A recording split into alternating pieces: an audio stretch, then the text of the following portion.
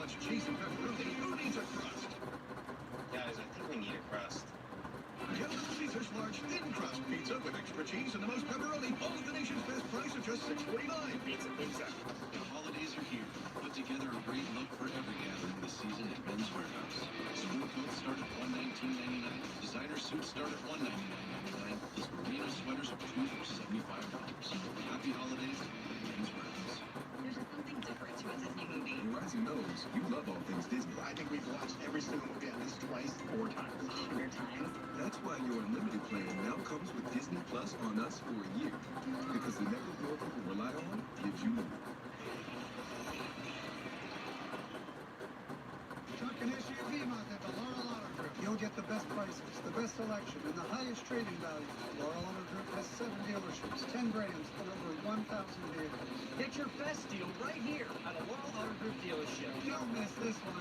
At America's Carpet Outlet and State College, we're so much more than your local flooring stores. We're a local business you can count on, committed to giving back to the community that continues to give to us. We love being a good neighbor because this is your community and this is our community. By supporting local causes, teams, charities, nonprofits, and organizations, we are trying to support you as much as you support us. America's Carpet Outlet State College. We are more than the name implies. And remember that America's Carpet Outlet is ACO. The season is here. And it's time for our best offer of the year during the Ford Black Friday event. Now, for a limited time, get 20% estimated savings on select 2019 Ford models, plus earn complimentary maintenance through Ford Pass Rewards. The Ford Black Friday event ends soon, so hurry in today. Now get 20% estimated savings on the 2019 Ford F-150, plus earn complimentary maintenance through Ford Pass Rewards. The Black Friday event ends soon. Pennsylvania. Home sweet home, Abraham. It's even sweeter now that we can legally bet here. What? Yeah, I'm making a live bet on DraftKings Sportsbook right now. Revolutionary. DraftKings, the U.S. Sportsbook for the U.S. sports fan. Everyone gets a deposit bonus up to $500. So download the top-rated sportsbook app and make it rain. Truck and SUV month at the Laurel Auto Group. Welcome to Gridiron Ring live right here on YouTube once again here this evening, Thursday night, November the 14th, 2019, for some NFL Thursday Night Football live reactions in the AFC North as the Steelers travel to the Dog Pound in Cleveland, Ohio to take on the Cleveland Browns. Both teams coming off close victories this past week, now on a short week, playing on a Thursday night for the first time this season before the two teams will meet once again in about 2.5 weeks on Sunday afternoon, December the 1st, the weekend after Thanksgiving here in a few weeks in Pittsburgh at Heinz Field. Heinz Field this evening also hosting a college football game in the ACC as North Carolina takes on the Pitt Panthers. Now, the Browns hosting the Steelers here tonight for the first time since week 1 of 2018, in which both teams tied at 21 apiece. The Browns seeking their first victory, though, over the Pittsburgh Steelers for the first time since 2014. I'll have live reactions, play-by-play of Thursday Night Football in the NFL with the Pittsburgh Steelers and Cleveland Browns coming up here shortly. So thank you for tuning in and watching my live reactions, play-by-play, live right here on YouTube. Chat, questions, and comments, always greatly appreciated. Be sure to like, follow, and subscribe to Gridiron Ring and myself, your host, Encyclopedia Sports, Cool Hand Luke 96 on social media. Links are in the description below. Also be sure to hit the thumbs up button and share this on social media with the hashtag NFL, hashtag NFL100.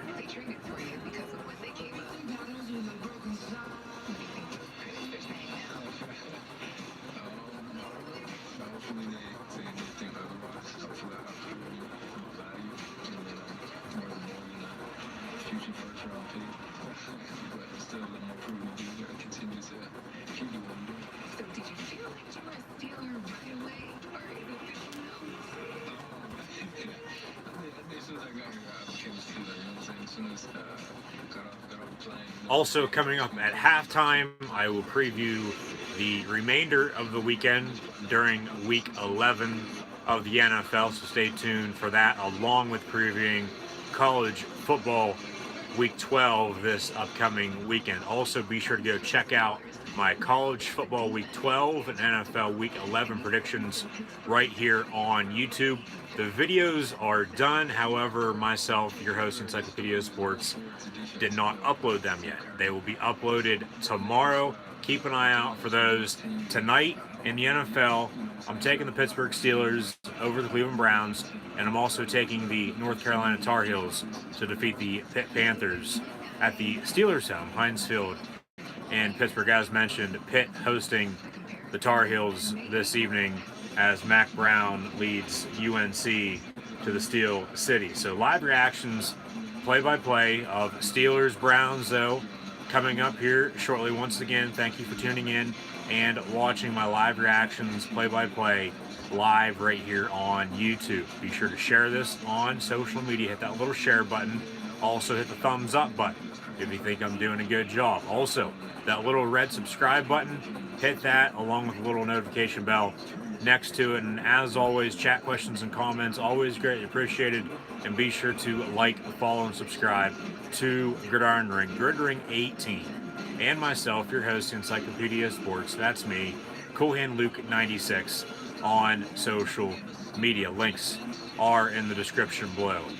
Like, follow, and subscribe. Facebook, Twitter, Instagram, right here on YouTube, and also over on Periscope. So coming up at halftime, during live reactions, play-by-play of Steelers Browns in the AFC North, where we'll have a Bedlam rematch from college football from a few years back with Baker Mayfield and Mason Rudolph, as both quarterbacks will try to lead their team to victory here this evening in the NFL on Thursday Night Football. Bedlam in college for both Oklahoma and Oklahoma State a few weeks away as the college football season winds down. NFL still about a month and a half remaining before the playoffs will begin, as the college football playoffs will be during the final weekend of the NFL regular season, week 17. We could see week 18 here shortly in the National Football League, with rumors swirling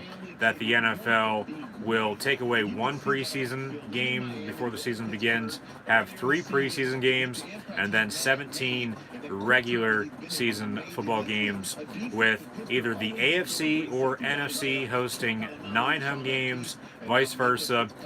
The AFC, NFC, at that point, the opposing conference would only host 8 home games and have 9 away games. But all this is just talk right now, and if anything is passed, it's not going to be until after this season 2019 NFL campaign is done and over with, during NFL 100 moving into 2020. So we'll have to find out and see. But Mason Rudolph with the Pittsburgh Steelers will get his running back in James Conner back this evening, as he was out the past few weeks due to another injury. Steelers defeated the Los Angeles Rams, who the Browns also hosted on Sunday Night Football week 3 in the National Football League at home at First Energy Stadium in Cleveland, and lost a close one. Okay, now the Steelers coming off the victory over the Rams 17-12 just this past Sunday. Both teams on a short week, as mentioned. As well, the Cleveland Browns defeated the Buffalo Bills 19-16 after a missed game-tying field goal at the end of regulation. So we got the black and gold Pittsburgh Steelers traveling to the Dog Pound in Cleveland, Ohio, First Energy Stadium, to take on the Cleveland Browns, as both teams will be throwing down here shortly in the AFC North. As mentioned as well, Browns looking for their first win over the Pittsburgh Steelers since week 6 of 2014, because if you remember, week 1 last year, 2018, to kick off the 2018 season, both teams tied at 21, and then Pittsburgh defeated the Cleveland Browns later on in the season last year. So both teams, short week. Steelers getting James Conner back to help out in the run game alongside Jalen Samuels. Rookie Benny Snell Jr. out of action once again here tonight on Thursday Night Football on Fox. Live reactions play live right here on YouTube. So thank you folks for tuning in and watching. Chat questions and comments, always greatly appreciated. And, you know, Baker Mayfield with his high-powered offense that, you know, really has been below expectations all season long. Freddie Kitchens might be fighting for his job right now. However, though, I would not want to fire my head coach during the middle of the season, no matter how bad it was. Now, unless you're winless like the Cincinnati Bengals are right now, but at the same time, when you have a first-year head coach with some quarterback problems, more so going to have the number 1 overall pick next year in the 2020 NFL Draft out in Sin City, Las Vegas, Nevada, in which Joe Burrow is going to be the favorite for that pick, also the favorite for the Heisman Trophy right now, I do believe, in college football. As I've been saying all season long, LSU and Ohio State, 2 best teams in all the land in college football. MVP race in the NFL right now, I think it's a tie between Lamar Jackson and Russell Wilson. Now, I'll touch more on all this coming up at halftime when I preview the NFL this upcoming weekend along with college football. But Baker Mayfield with Nick Chubb, former Georgia Bulldog, at running back for him. You have 2 former LSU wide receivers in Odell Beckham Jr. and Jarvis Landry. You know, who you could throw the ball downfield to. David Njoku as well at tight end, as we'll have a kickoff here shortly with the Steelers and Browns from the Dog Pound in Cleveland. So it'll be interesting here tonight, I do believe. Low scoring, 17-10, something similar to both teams' victories just this past Sunday, a few days ago, as both teams, as mentioned once again, are on a short week. So we'll get the action kicked off here shortly on Fox for NFL Thursday Night Football. Once again, folks, thanks for tuning in and watching my live reactions, play-by-play live right here on YouTube. I'm your host, the Encyclopedia of Sports, Cohan Luke 96. Be sure, if you haven't done so already, like, follow, and subscribe. If you're during 18, Cohan Luke 96 on social media. Links are in the description below. Also, chat questions and comments, always greatly appreciated. Hit the like button as well, thumbs up, along with sharing this on social media.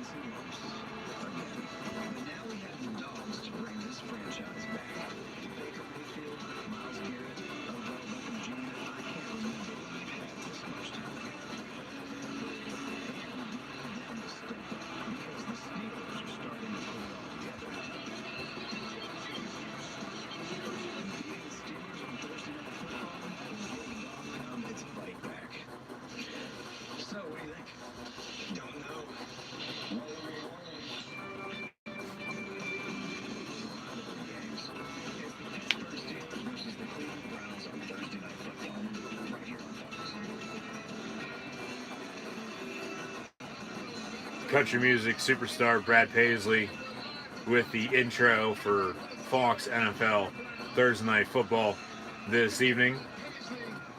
We have former New York Football Giant Michael Strahan, former Pittsburgh Steeler, Hall of Fame quarterback, 4-time Super Bowl champ Terry Bradshaw, along with newly enshrined Hall of Famer tight end Tony Gonzalez on the Fox NFL pregame show. About 20 minutes away from kickoff, there is Mike Tomlin. He is 23-1 overall versus the Cleveland Browns as the head coach of the Pittsburgh Steelers in his 13th season. Last loss, Week 6 of 2014, the one and only tie. Week 1 last year to kick off 2018. Now, Joe Buck and the Dallas Cowboy legend at quarterback as well. 3-time Super Bowl winning quarterback. Also an Oklahoma kid, Troy Aikman. Aikman was talking with Mason Rudolph on the field before tonight's ball game. Aikman played the same school as Baker Mayfield, though, at Oklahoma before transferring to UCLA before getting drafted #1 overall by the Dallas Cowboys in 1989, before leading the triplets to 3 Super Bowls in Big D. There's Baker Mayfield warming up for tonight's ball game. It's the GMC kickoff show with Joe Buck and Troy Aikman, who were in Green Bay just the other day on Sunday afternoon for the Carolina Panthers Green Bay Packers showdown, in which the Pack won after a late goal line stand on MVP candidate Christian McCaffrey.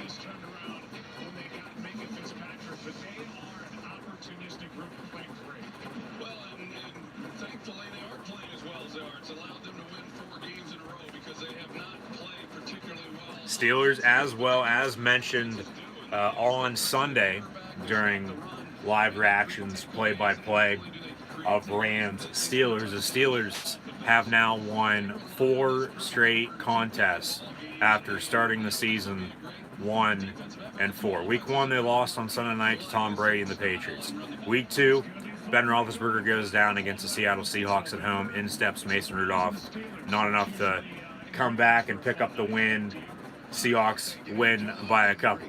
Then the following week, Rudolph's first start, travel out to San Francisco, to play the 49ers as the 49ers hosted the Pittsburgh Steelers. And after a 4 or 5 turnover ball game for the Niners, they still found a way to win and defeated the Pittsburgh Steelers. The Steelers then a week after that, on Monday night, defeated the Cincinnati Bengals for the first win in 2019, before losing to the Ravens the following week, in which a game and where Mason Rudolph went down with an injury in overtime, before defeating and kicking off this win streak on Sunday Night Football, Sunday night, October the 13th, on the road in Los Angeles against the LA Chargers and Phillip Rivers. The Dog Pound getting hyped up for tonight's ball game. Halloween was a few weeks back, folks. Thanksgiving just around the corner. Get with the times, as there are some dogs in the Dog Pound in Cleveland in a back pickup truck.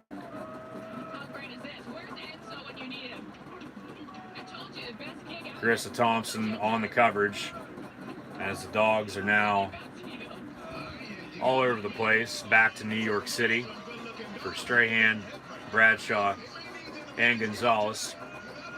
But then a bye week for the Pittsburgh Steelers. And then also defeating, as we'll have Aaron Andrews' interview with Baker Mayfield coming up next, following the commercial break. The Pittsburgh Steelers then defeated, after the bye week on Monday Night Football, once again defeated the Miami Dolphins. And then the Colts 2 weeks back, Rams this past Sunday. However, the past 3 contests during this 4-game win streak, the Steelers have started out the same way in all 3 games. Start out slow, turnover on the first drive. Hopefully that's not going to happen here tonight. Only one way to find out. We'll have kickoff here shortly. Then get down early on in the first half, find momentum in the second quarter, middle of the second quarter, take that momentum into halftime, maybe potentially with a lead as well, and then take over in the second half for another victory to make it 5 in a row here this evening. We'll find out for sure in a few hours. The live reactions, play-by-play of NFL Thursday Night Football with the Steelers and Browns AFC North showdown from the Dog Pound in Cleveland coming up shortly. So once again, thanks for tuning in and watching. I'm Coolhand Luke 96. Like, follow, and subscribe. Gridring18, Coolhand Luke 96 on social media. That's Facebook, Twitter, Instagram, right here on YouTube, and also over on Periscope. Chat questions and comments, always greatly appreciated. Hit the thumbs up button, share this as well on social media. Talking about taking over, I'll have a little bit of insight, in my opinion, coming up at halftime as well with NXT TakeOver War Games and WWE Survivor Series about a week and a half away. Next weekend in Chicago, Illinois, November the 23rd and 24th, 2019, as NXT has been taking over Monday Night Raw and Friday Night SmackDown the past few weeks. So coming up at halftime, along with previewing both college football and the NFL this weekend, take a look at what is going to happen at NXT TakeOver War Games as of now, along with WWE Survivor Series in about a week and a half from now. So live reactions, play-by-play, Steelers-Browns, coming up shortly.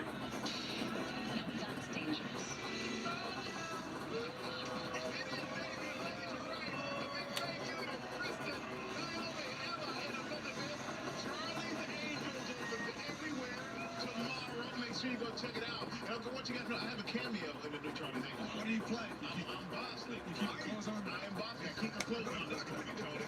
I bet you might. I remember about you. I'm going to excel, but that's between me and you.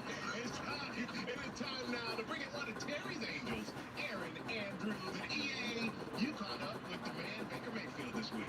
How you doing, EA? So, I'm doing well. Thanks so much. And it's safe to say the dream season isn't going so far according to plan for the Cleveland Browns and Baker Mayfield. I did have a chance to spend quite a bit of time with Baker yesterday. He's still unflappable. Guy has a lot of confidence, of course, after that big win on Sunday. Thank you once again for tuning in live right here on YouTube for live reactions, play-by-play. It's been an interesting year, to say the least, for live streams for myself, your host, Encyclopedia Sports, Cool Hand Luke 96. Gridring 18, Cool Hand Luke 96 on social media. Like, follow, and subscribe. Links are in the description below. Baker Mayfield sit-down interview now with his porn stash before tonight's ball game. He is still selling shower curtain rings after a loss to the Broncos before a win over the Bills just a few days ago. As there is Baker Mayfield, Odell Beckham Jr., Jarvis Landry, the Oklahoma LSU connection in the northeast of Ohio now, as Odell showed up in a Browns orange Rolls Royce, as he has the money to do so. But yes, live stream started on Periscope in spring of 2018. From then until the end of last year, there were live streams, live reactions, play-by-play over on Periscope.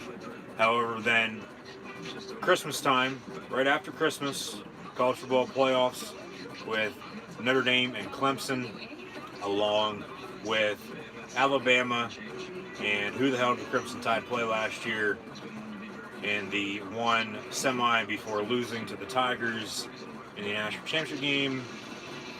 Alabama played Kyler Murray and Baker Mayfield's Oklahoma Sooners in the Orange Bowl. And then about a week and a half, 2 weeks after that, we had Clemson absolutely annihilate the Alabama Crimson Tide in the College Football Playoff National Championship game last year. College Football Playoff National Championship game this year, it's looking to be LSU and Ohio State right now. A lot of football left to be played, though, in both college and the NFL. Only time's going to tell with winners and losers moving forward on who could and who will meet in college football bowl games, along the playoffs and the national championship game, and then the playoffs and the NFL, along with the Super Bowl. The Pro Bowl will be the week before. Pro Bowl voting just kicked off the other day, so be sure to vote for your favorite NFL player to make the Pro Bowl in January of 2020. I'll have to check to see if it's going to be in Orlando. Once again, I would say it will be in Orlando once again, but I'm not 100% sure on that. If you know, let me know in the comments and chat below. But They've had it in Miami in the past. They've had it in Glendale, Phoenix area in the past as well. However, I've always been, growing up, stuck on, been a traditionalist, so to speak. Have the NFL Pro Bowl in Honolulu, Hawaii, a week before the Super Bowl, and they've had it like that before, but it was always the week after the Super Bowl. So let me restate that. I would like to have the Pro Bowl in Hawaii the week after the Super Bowl, not the week before, even though more players would be able, that aren't playing in the Super Bowl, they'd be able to play in the Pro Bowl the week before or the week after, but players that are playing the Super Bowl, they now have the Pro Bowl the week before the Super Bowl, wherever it's being held at, don't get the chance to play in that. I mean, it's just basically another all-star game, but it's still a football game, so I sit down and watch. It will more than likely be the same weekend as the Royal Rumble in the WWE in January 2020, this upcoming year as well, a few months from now. As mentioned, not 100% sure on some of those, so I'll have to check, but yeah, after I started live streaming on YouTube, right here on YouTube, be sure to subscribe if you haven't done so already. Had some problems there for a little while, and then all of a sudden, the night before I was about ready to live stream once again, it was WrestleMania 35 weekend. It was a Thursday night, and TakeOver New York was the next night. Hall of Fame Saturday night, WrestleMania 35 that Sunday night, this past April the 7th, 2019, in East Rutherford, New Jersey, at MetLife Stadium.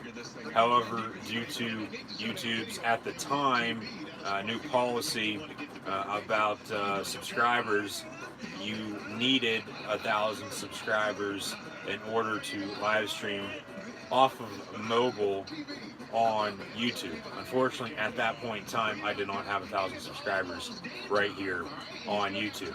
So my plan was keep live streaming, live reactions, play-by-play over on Periscope for the time being, and then also that's what I've been doing since. So be sure to follow CoolHandLuke96 on social media, Twitter, and Periscope if you haven't done so already. Links are in the description below. Live reactions, play-by-play, Steelers, Browns, coming up shortly. But because of that new policy YouTube had put out, I was put in a situation where, well, you know, basically game picks now for the Fox pregame show, and it looks like it's going to be split. 2 Steelers, 2 Browns, and as Strahan just mentioned, minutes away now from kickoff in Cleveland with the Steelers and Browns on NFL Thursday Night Football. But because of the situation I was put in with that, I continue to live stream on Periscope, and I've been live streaming on Periscope ever since. So as mentioned, CoolHandLuke96 over there if you haven't given me a follow on that yet. But decided, you know, just recently do a test run, as I've been testing a lot of stuff out recently. Do a test live stream here on YouTube once again, see how it goes, and then go from there. As since beginning of April 2019, I have hit, I'm proud to say, over 1,000 subscribers right here on YouTube. So thank you for subscribing to Gridiron Ring right here on YouTube. If you haven't, please be sure to subscribe. Little red button, also little notification bell next to it. So yes, back live here tonight on YouTube for live reactions, play-by-play, and we'll get the action kicked off here shortly with the Steelers and Browns in the AFC North. Both teams, as mentioned as well, coming off big wins on Sunday afternoon. Now a short week. The Steelers defeated the Rams 17-12. Who the Browns lost to by 6 earlier on in the season. And then as well, the Browns defeated the Bills by 3, 19-16, after a game-tying field goal was missed by Stephen Hauschka of the Buffalo Bills. Everybody has their own opinion. I wouldn't necessarily say the Browns are awful by any means. Yes, they're only 3-6, but there's a lot of 3-6 teams out there in the NFL right now. There's 2 also that have a tie in Arizona and Detroit. Detroit Lions, they'll have another home Thursday afternoon game on Thanksgiving in 2 weeks, as they'll face off versus the team they lost to this past Sunday in the Chicago Bears. Also on Thanksgiving, 2 weeks from tonight, we'll have the Cowboys host the Bills and the Falcons host the Saints. We actually just saw Falcons defeat the Saints this past Sunday afternoon as well in New Orleans. But now on Fox, NFL Thursday Night Football, Steelers, Browns, live reactions, play-by-play, live right here on YouTube. Once again, folks, thanks for tuning in and watching my live reactions, play-by-play. Be sure, if you haven't done so already, like, follow, and subscribe to Gridiron Ring and myself, Cool Hand Luke 96, on social media. Links are in the description below. Also, be sure to hit the thumbs up button and share this on social media. Chat questions and comments, always greatly appreciated. The Browns, as mentioned, not necessarily just awful.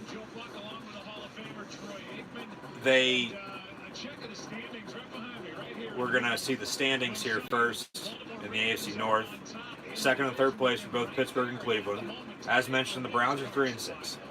But everybody has their own opinion. Browns are awful. I wouldn't necessarily say they're awful. As mentioned, there's a lot of 3-6 teams out there in the NFL right now. Cleveland being one of them. They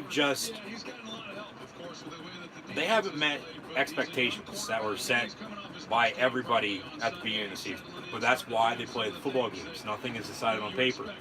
If it was decided on paper, we would have had the Patriots and Browns in the AFC Championship game, the game we saw a few weeks back in Foxborough, in which the Patriots won. And then also on the NFC side, we probably would have saw the Rams and Saints in a NFC Championship game rematch from last year, in which a lot of people would have said the Rams would have won once again. But now the Rams are 5-4. The Saints lost to the Rams week 2 this year, as Drew Brees went down with an injury. Saints then go undefeated. Teddy Bridgewater in his absence. Brees comes back. They won one game and lost this past Sunday, so 1-1 since his return. But it's always interesting. You know, Browns are awful, says some people. Like, as mentioned, I wouldn't necessarily say they're awful. They're below expectations right now. And tonight's a must-win for them in order to get back into the playoff hunt, the playoff picture. However, with the Ravens and Patriots being locks at 1-2 right now, along with the Texans and Chiefs, you also have the Bills, the Steelers, and the Raiders, who defeated the Chargers last Thursday night on Thursday Night Football in the NFL by 26-24. You have the Bills, Steelers, and Raiders in the AFC wild card hunt. Browns get a win tonight, 4-6. It'll be them, hopefully, in their eyes at least. They'll have to take care of their own business, not worry about anything else. If they take care of their own business, this goes for anybody in both college or the NFL. After you lose a key game late in the year, you take care of your own business, let everything else sort itself out.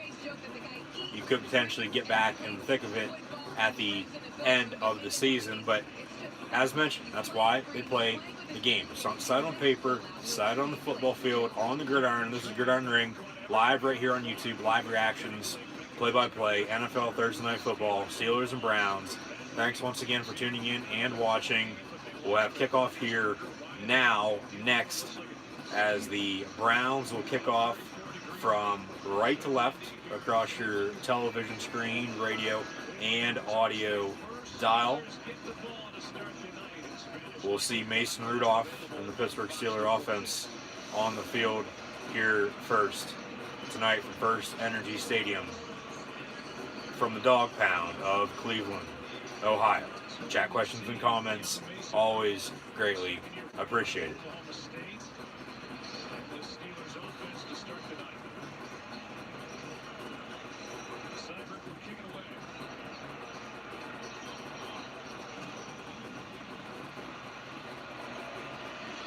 Fielded at the 5-yard line by Pittsburgh. Return out to the 22 before being brought down. It'll be first down and 10 from there for the former Oklahoma State Cowboy Mason Rudolph, who is in his second season in the National Football League. However, basically a rookie in my eyes after not playing a single snap during last season. As mentioned, entered 2019 as Big Ben Roethlisberger's backup. Roethlisberger goes down to week 2 against Seattle. Rudolph has stepped up 4-2 as a starter with 4 consecutive wins for the Pittsburgh Steelers. James Conner gets the handoff in his first game back, and he's going to lose a yard on the carry. Second down and 11.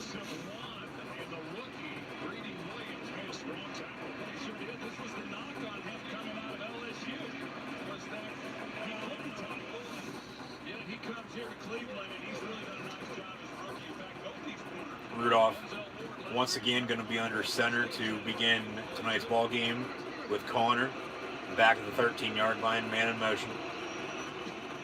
And Rudolph's going to hand off James Conner once again. And no gain on the play, stuffed at the line of scrimmage, brings up third down and 11.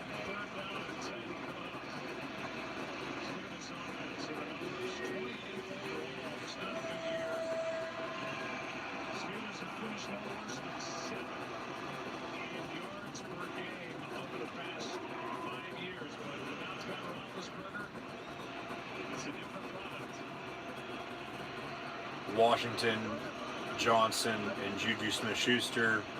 Your trips near side, Juju motions out top of your screen. Shotgun, Rudolph, play clock winding down. Pressured, rolls out, gets rid of it, throws it out of bounds. Incomplete, 3 and out for Pittsburgh Steelers offense to begin tonight's ball game. Jordan Berry on to punt for the black and gold as the Cleveland Browns will touch the ball for the first time here this evening. We'll get to see Baker Mayfield along with Nick Chubb, Odell Beckham Jr., and Jarvis Landry here in a second, so stay tuned.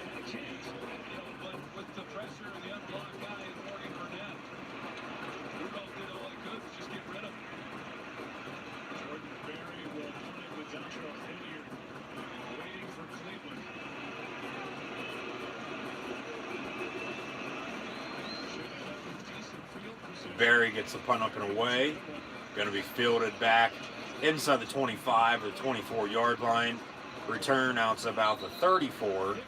Injured Pittsburgh Steeler on the field as well. We'll have first down and 10 Browns at the 34-yard line here shortly.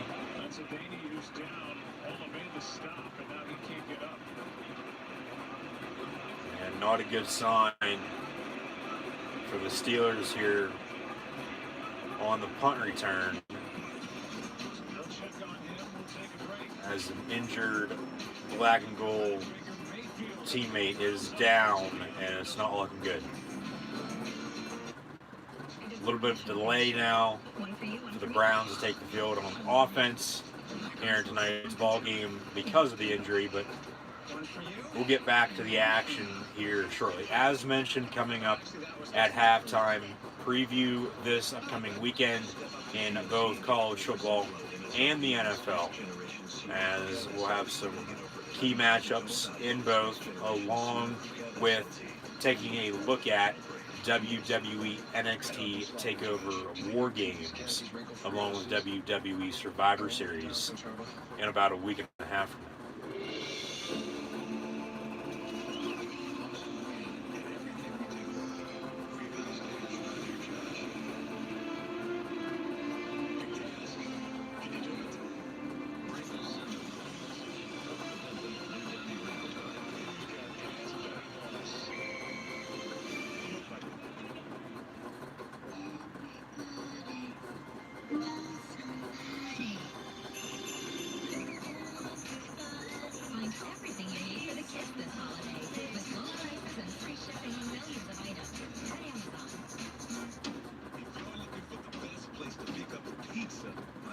welcome in the place with pizza in the name.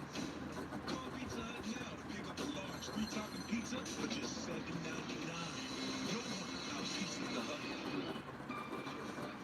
Series heart attack, but county charter states that the longest-serving member of his mounted posse should serve as acting sheriff. You gotta be kidding me. I wish we were. 83 days to do this job. Bad? Enough? What's in your heart? All it takes is one person. Maybe that person is here.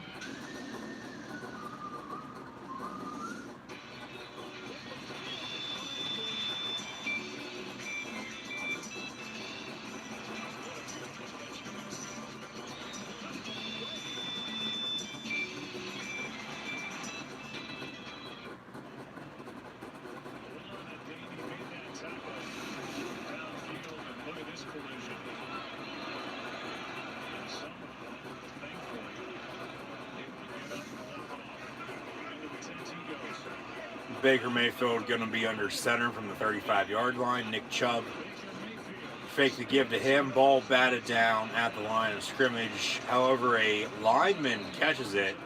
They're going to say completion. Loss of 5 yards, though, back to the 30-yard line. At that point, you just let it fall to the ground and, well, probably better he did catch it because there were Steeler defenders in the area in which it could have been intercepted and potentially returned for a touchdown last week. The Steelers, with a couple turnovers against the LA Ram offense. Pass over the middle on the slant, complete. Terrell Edmonds on the tackle. 5 yards to Odell Beckham Jr. brings up 3rd and 10 as Mayfield is now 2 for 2 with 0 yards passing.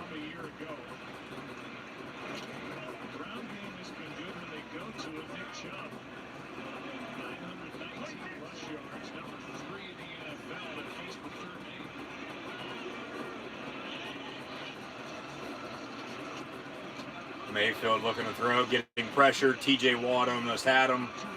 Airs it out, complete down the far sideline for a first down.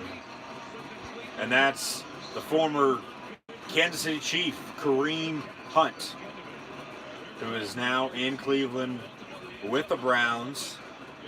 I believe seeing his first action as a Brownie here tonight on Thursday Night Football, as this time last year he was still a Kansas City Chief.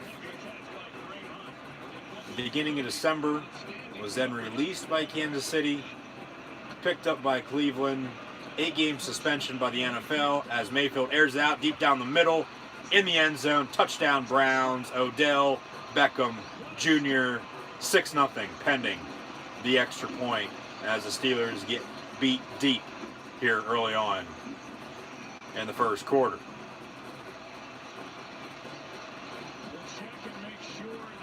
And it looked like he got in. See the replay here.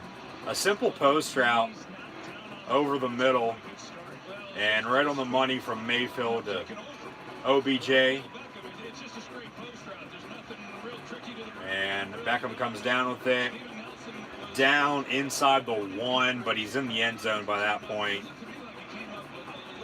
And we'll see officially where the ball's at when he's down. If it's short of the goal line in the end zone, they could be taking a look at it right now as I speak, if Mike Tomlin has not already thrown the challenge flag. And Odell's knees down at the 1-yard line. And then the ball is short of the goal line a little bit, it looks like. However, that's very close. Scoring review, as all scoring plays are reviewed.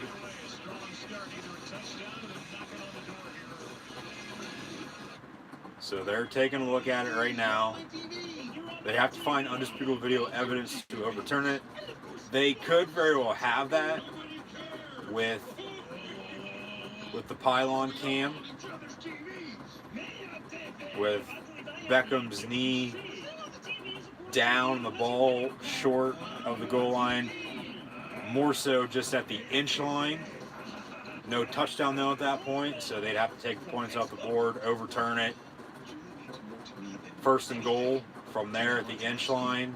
Quarterback sneak a play later, hand off to your fullback, or maybe a Nick Chubb dive up the middle.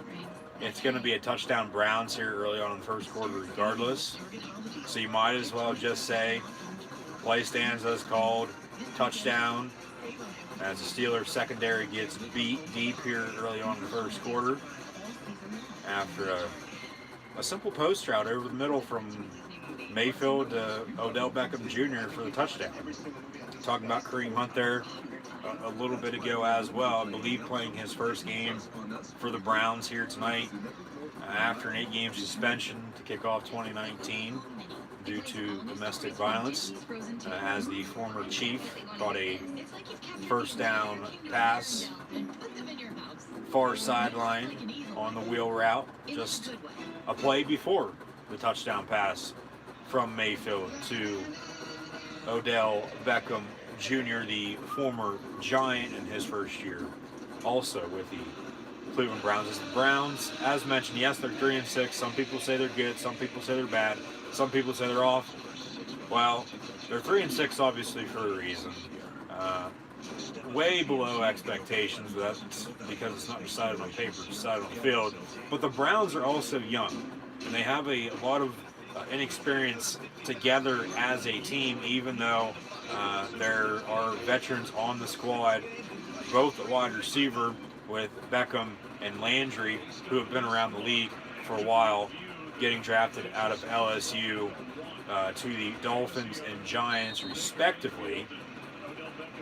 And now, after the commercial break, after review, the previous play has been overturned. First and goal now, Browns at the 1-yard line as Beckham was down short of the goal line, and Mayfield with a quarterback sneak up the gut, and he gets in the end zone. Touchdown, Browns. As mentioned, one play later, if they'd overturn it, a quarterback sneak up the gut, they'd still score a touchdown, which they do. Browns now 6-0 pending the extra point. And a big push there at the end of the play by Chubb to get Mayfield, so to speak, across the goal line for the touchdown. That's a great job of finishing that off. Well set up, forced by the third and long conversion to Kareem Hunt. Outstanding catch there. And the big play finally. Odell Beckham Jr. Now Cypher, who's missed 3 extra points, the rookie from Oklahoma. And the extra point is up and good right down the middle. The Browns, with 11:07 to play in the opening quarter, lead the Pittsburgh Steelers in this AFC North showdown 7-0. Now at home with Baker Mayfield. As always, like, follow, and subscribe on social media. Links are in the description below. Chat questions and comments. Always greatly appreciated. As well, if you hear any noise in the background, folks, just some dogs barking, so don't get worried. Also, be sure to hit the thumbs up button and share this on social media. Split screen commercial right now with NFL and Progressive for At Home with Baker Mayfield. There he is, sitting on the sideline after his passing touchdown to Odell Beckham Jr. was called back short of the goal line. First and goal from the 1. Mayfield to play later, though. A quarterback sneak up the gut for the touchdown run on the QB sneak. Now, Cleveland will once again kick off to the Pittsburgh Steelers. Now, this time around with a 7-0 lead over the black and gold. Ball going to be fielded once again at the 5-yard line by the Pittsburgh Steelers. Return out to about the 22-yard line once again as well. And it'll be first down and 10 from there for the Pittsburgh Steelers offense, led by Mason Rudolph. As mentioned, still in my eyes at least, a rookie quarterback because he did not play at all last year in his first year out of Oklahoma State. Roethlisberger goes down against the Seahawks. He steps in They should have beat the 49ers, who lost to the Seahawks in overtime in Monday Night Football just a few nights ago on Veterans Day 2019. Thank you to our veterans for your service, as it'll be first down Steelers at the 22 to kickstart their second drive here tonight in the Rock and Roll Hall of Fame city of Cleveland, Ohio. First and 10 officially from the 21, Rudolph in shotgun. And Vance McDonald motions out near side a little bit. Rudolph looking to throw over the middle, complete at the 27. First down out to the 37. Juju Smith-Schuster on the reception. First down.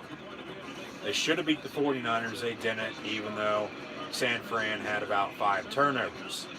Steelers started out 0-3 before 1-4. 4 straight, now at 5-4. And James Conner back here tonight after an injury scare once again. Rudolph still making some young mistakes, but has played well early on in the season. Pass near side in the flat on the halfback screen. Incomplete, intended for James Conner. Second down and 10. 10:31 to play in the first quarter. Smith-Schuster was drafting in behind him, had a Pro Bowl year, had 111 catches, 1,400 yards, 7 touchdowns, but they don't have the 2 guys on the outside, so Smith-Schuster gets all the attention. Yeah, and they don't have Ben Roethlisberger, so they're not throwing it as much either. So there's certainly an effect across the board. Rudolph, 3-step drop, airing it out, complete. McDonald at the 41. Flag comes flying in as well after the gain of 4. It'll be third down and 6. We'll see what the dirty laundry here is in the first quarter. There is Big Ben Roethlisberger on the sideline. And yes, Joe Buck and Troy Aikman, as we have a holding on the Pittsburgh Steelers, 10 yards. They'll replay second down. Yes, the Steelers don't have Ben Roethlisberger. Yes, they don't have Antonio Brown. Yes, they don't have Le'Veon Bell. They didn't have 2 of those 3 to start the season. Villanueva, good holding call on him against Myles Garrett to now make it second and 20 from the 27. Halfback draw up the gut. Jalen Samuel, stiff arms at the 33 before getting out of bounds around the 34, 35 yard line, depending on the spot. But Pittsburgh knew, all Steeler fans knew as well, that somebody would have to step up out on the outside with Juju Smith-Schuster going to be double teamed, which he has been. He's had a couple quiet games the past month and a half to kick off 2019. And in the meantime, though, Deontay Johnson has stepped up as the number 2, in my opinion, as it's now 3rd and 12 from the 34. And James Washington had a hell of a game last week against the Rams. Flag comes flying in. Rudolph airs it out. Intended for James Washington. Hits him right in the hand. Now a late flag comes flying in as well. Maybe a defensive pass interference deep downfield. So could have offsetting penalties. We'll see what they are.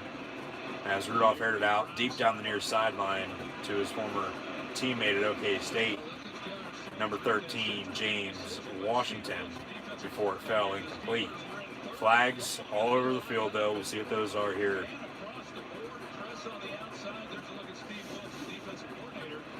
When you see the coverage with 3rd and long, it's just one-on-one on the outside. Denzel Gordon never. And Washington should have caught that. Illegal use of the hands on the defense. Pass interference on the defense. That is a spot foul, first down, Steelers. So, illegal use of the hands of the face on the Cleveland Brown defense. That was the first penalty that came flying in. That's declined. Pass interference on the Browns, on James Washington. That's accepted. It's a spot foul. It's first down and 10 from there for the Steelers at the 33-yard line, down 7-0 here. Under 10 minutes to play in the first quarter. Pistol formation for Rudolph. And he's going to hand it off. And that is James Conner. Spin move, gets to the 25-yard line. And about 2nd and 3, 2nd and 4, depending on the spot.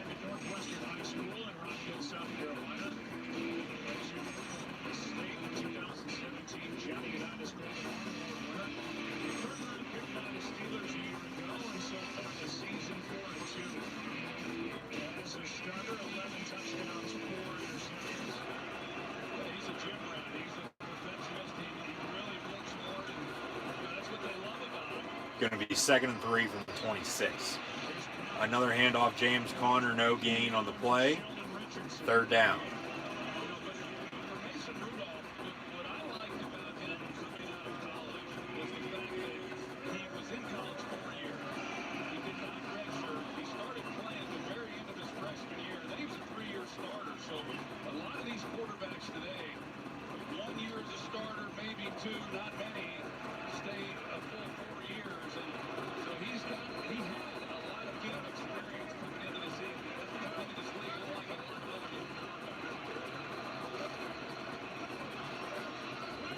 Play clock at 2. He gets a snap off. Looking to throw and incomplete, intended for Deontay Johnson. Chris Boswell on to attempt an early first quarter field goal for the Pittsburgh Steelers.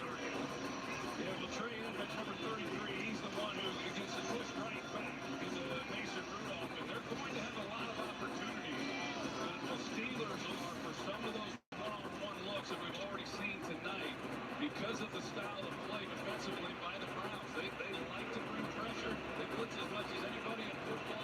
Boswell from 44 yards. And no good, wide left.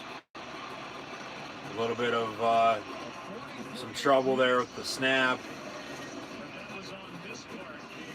More so the hold. The snap was a little high. Hold was down by Jordan Berry, but a little late, and then a knuckleball from Chris Boswell wide left. Kick is no good from 44 yards as the Steelers miss a first quarter field goal on the road in Cleveland against the Browns, as the Browns still lead 7-0 over the Pittsburgh Steelers here in the first quarter.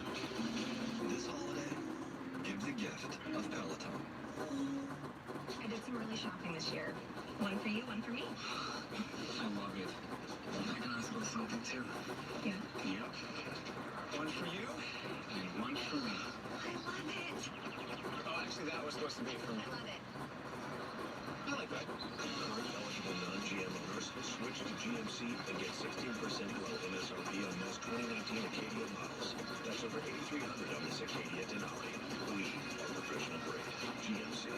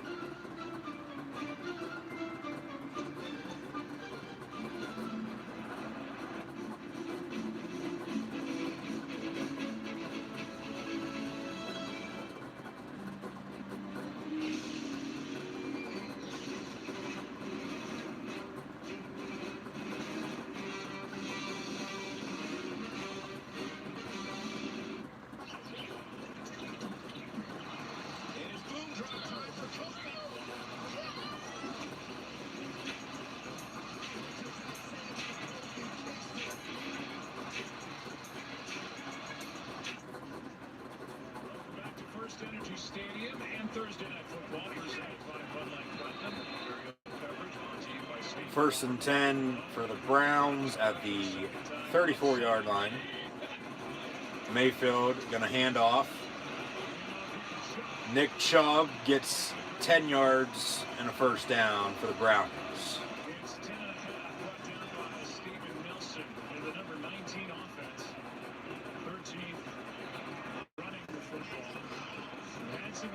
up front.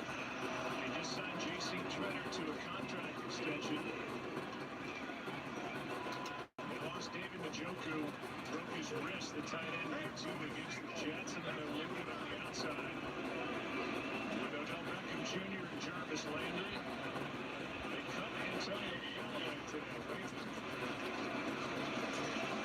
And a handoff.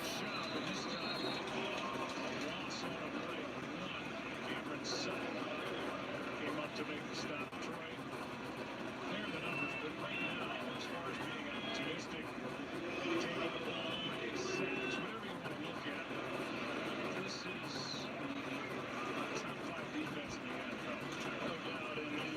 And 12th overall as you look at it right now, but you've got to really look at it since they... 2nd and 11 after a yard loss on the previous play out of the pistol. Mayfield near side complete. Odell Beckham Jr. no gain on the play as Steven Nelson brings OBJ down, getting some payback for the touchdown that got called back on the Browns' previous drive. Great job of defeating the block and being aggressive with that quick screen pass. 3rd down and 11 for the Browns. Still sitting on 1 touchdown catch on the year. Came close. First time they had 3rd down and 11. And Mayfield 3-step drop, steps up, dumps it off near side. Kareem Hunt, midfield, breaks a tackle, close to a 1st down. We'll see officially where they spot it at. Looks to be shy, just shy the 1st down marker. About a half a football shy of the 1st down. Kareem Hunt making plays already here tonight for the Browns. Nice job with the disguise and got Mayfield a little bit confused, but right there, Barron comes up. He's just not able to make the tackle. If he does, then it's certainly 4th down. Minkah Fitzpatrick on the stop. They will bring the chain gang out for a measurement. And that's right. There they say 1st down, Cleveland Browns.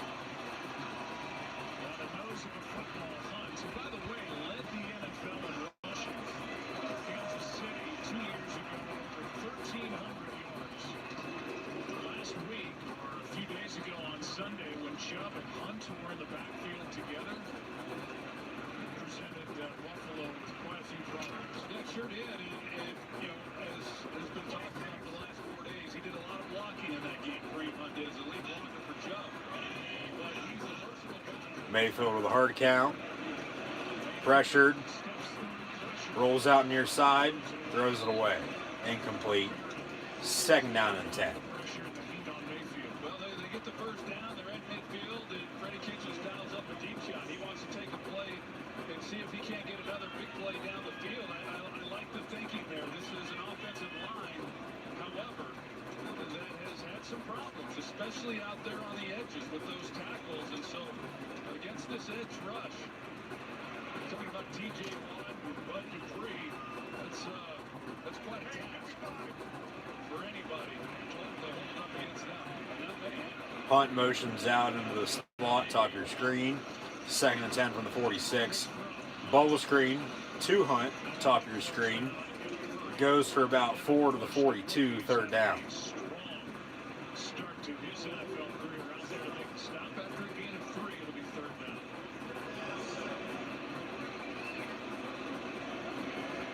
Start looking at this right now, Joe, with 3rd down, and just what exactly is the rookie Austin Cybers range. He's only, his longest kick this year that he's made is 48 yards. And yeah, that's the 30-yard line. Obviously, he has your range of that, but just how much? It'll be a 61-yard try for Pierre Mayfield. Mayfield gets rid of it, complete, and out of bounds, incomplete, 4th down and 7. And looks like Cleveland's going to stay on the field and going to go for it on 4th down. Just on the outside of field goal range. Because of the TJ Watt limping to the sideline with an injury. Not a good sign for the Steeler defense.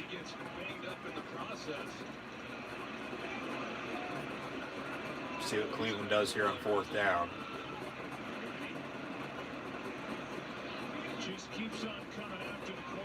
And the Browns, however, a little bit of change of heart. The Browns on to punt away. Deontay Johnson back deep to receive for the Pittsburgh Steelers. Fair caught. Ball bounces into the end zone for a touchback.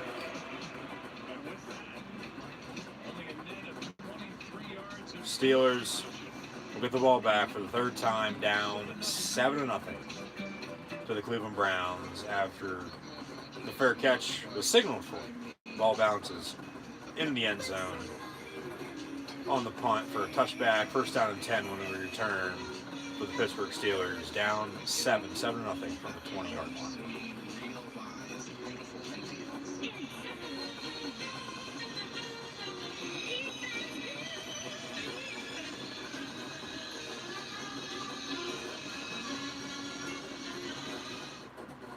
And I ain't trying to mess up your self-expression, but I've learned a lesson that stressing and obsessing about somebody else is no fun.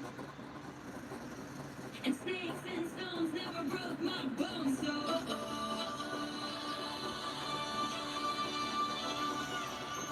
Alexa, play new Taylor Swift on Amazon Music. you need to calm down.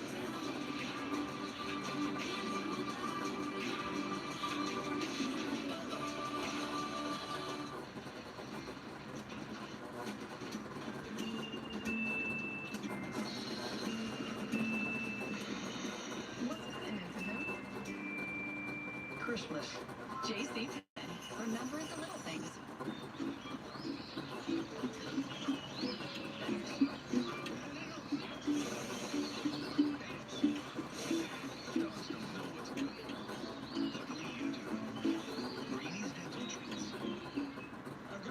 Give me my Bud Light Platinum. And my night cake. Oh, yeah. Brewed for the night.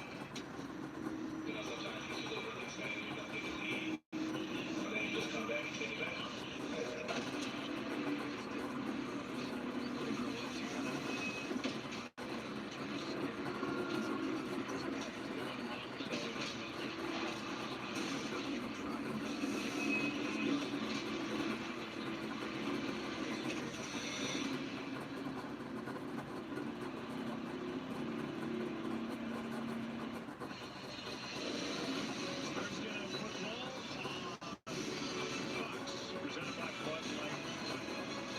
Terry Bradshaw is the heart and soul of the NFL. 1st and 10 from the 20 for the Pittsburgh Steelers. 4:05 to play in the opening quarter, trailing by 7 on the road against the Browns. Rudolph dumps it off. James Conner, 5 yards to the 25. 2nd down and 5 on the way.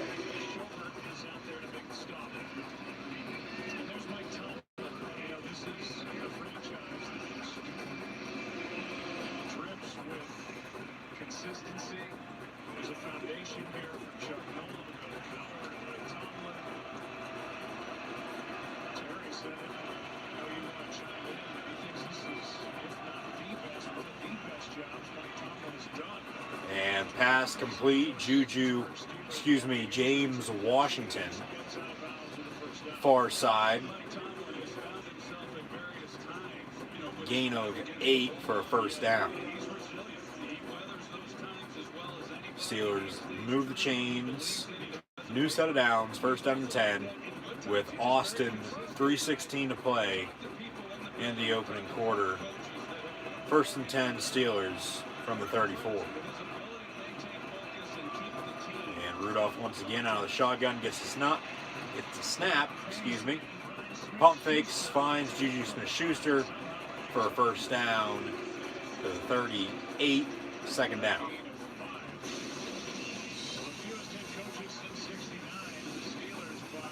Steelers with only 3 head coaches since 1969 with Chuck Noll, Bill Cowher, and Mike Tomlin. The Browns have had 16 since 1969. One of those being current New England Patriot head coach Bill Belichick. What could have been? Pass complete once again. Deontay Johnson right at the sticks.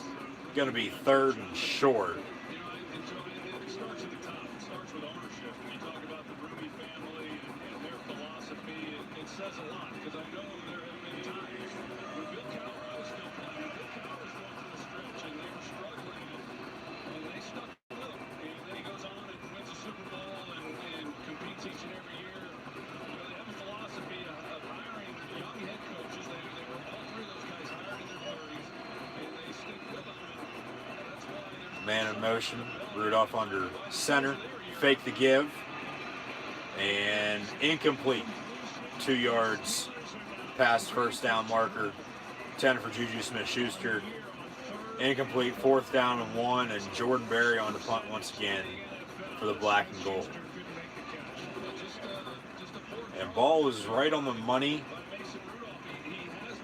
10 for Juju Smith-Schuster. Rudolph put it only where he could get it. And Juju unfortunately could not get it. Incomplete, 4th down and 1. And for the second time, here's Jordan Berry punting away with a minute and a half to play in the first quarter.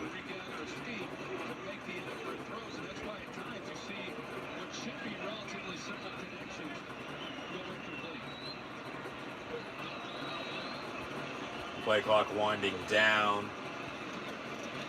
For a second there, maybe they take a delay a game, back them up 5 yards. Give them a little bit more room to punt. And no kick-catch interference on the Steelers. About a 5-yard return on the punt. And as mentioned, coming up at halftime preview, both college football and the NFL. At halftime here tonight during Steelers-Browns, so stay tuned for that, including talking about those 3 matchups, 2 in the Big Ten, the other with UCLA and Utah in the Pac-12. Those are the 3 Fox games on Saturday, with big brother, little brother, Michigan State from the Big House in Ann Arbor, along with Minnesota going on the road to Iowa City to play the Iowa Hawkeyes at Kinnick Stadium. 1st and 10, handoff Nick Chubb. 2nd down and about, we'll say 4. 2nd and 4 after a gain of 6. And that's officially what they mark it as. Here, a minute to play in the first quarter.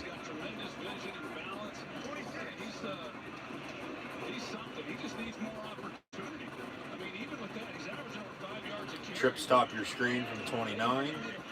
Mayfield out of the shotgun, ball deflected, incomplete. Devin Bush has it in the end zone. No touchdown though. TJ Watt with the deflection. Good to see he's back out on the field after an injury scare on the last Brown drive. And TJ Watt with the deflection, ball incomplete, 3rd and 4, 44 seconds in the first.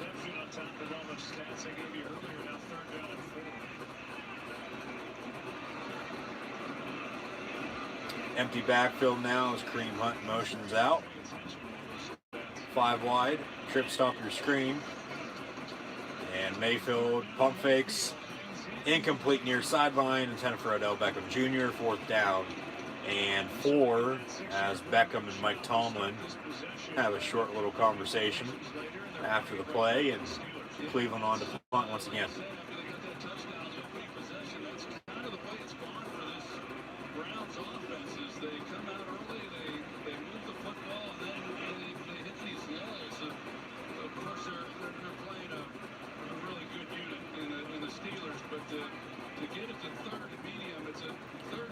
Deontay Johnson back deep to receive this punt, last Brown punt in the end zone for a touchback. And almost blocked. booming punt, though, inside the 15. Field at the 13. Deontay Johnson return out to the 22-yard line. Well, once again, that is where Pittsburgh will begin here in the closing seconds of the first quarter, down 7-0 on the road against the Cleveland Browns. Paying tribute to our nation's military veterans is part of the fabric of who we are at Fox Sports, and we're proud to partner with the Mission Continues, a nonprofit organization providing military veterans to build stronger communities across the nation. Visit missioncontinues.org to learn more. Deontay Johnson, by the way, was a bit shaken up on that punt return, so he comes to the sideline. First and 10, 22-yard line. The Steelers have drived, missed field goal, 2 punts, handoff here, James Conner out to the 25-yard line, gain of 3. But after the drive moves downfield, it stalls, 2 punts, a missed field goal. Now Pittsburgh on their 4th drive here this evening, and it'll continue on into the second quarter, as this is now the end of the first quarter. It'll be 2nd and 7 for Pittsburgh, down 7-0 on the road against the Cleveland Browns at First Energy Stadium in Cleveland, Ohio, to begin the second quarter coming up next. Drivers just won't put their phones down. We need a solution. Introducing Smart Dogs, the first dogs trained to train humans, stopping drivers from liking, self-esteem, and whatever this is. Available to the public. Smart Dogs are not humans. With Geico has a simple tip. Turn on Do Not Disturb while driving. Brought to you by Geico.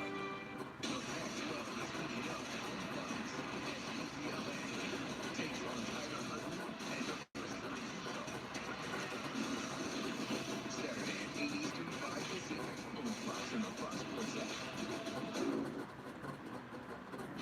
The season is here. And it's time for our best offer of the year during the Ford Black Friday event. Now, for a limited time, get 20% estimated savings on select 2019 Ford models, plus earn complimentary maintenance through Ford Pass Rewards. The Ford Black Friday event ends soon, so hurry in today. Now get 20% estimated savings on the 2019 Ford F-150, plus earn complimentary maintenance through Ford Pass Rewards. The Black Friday event ends soon. I've always been drawn to those careers where I can help people. I've been a firefighter and a flight medic, but now I'm a lineman. Being a lineman took the pieces that I love from my prior careers and put them all into one. I'm still a first responder, still answering the call when people need us most. At Memorial Highway Chevrolet, we put the give in Thanksgiving. We give quality collision repair. We give quality workmanship. We give decades of experience. We give great deals. We give superior customer service. We give an amazing buying experience. Today and every day, we give you our commitment that you will always have an exceptional experience at Memorial Highway Chevrolet.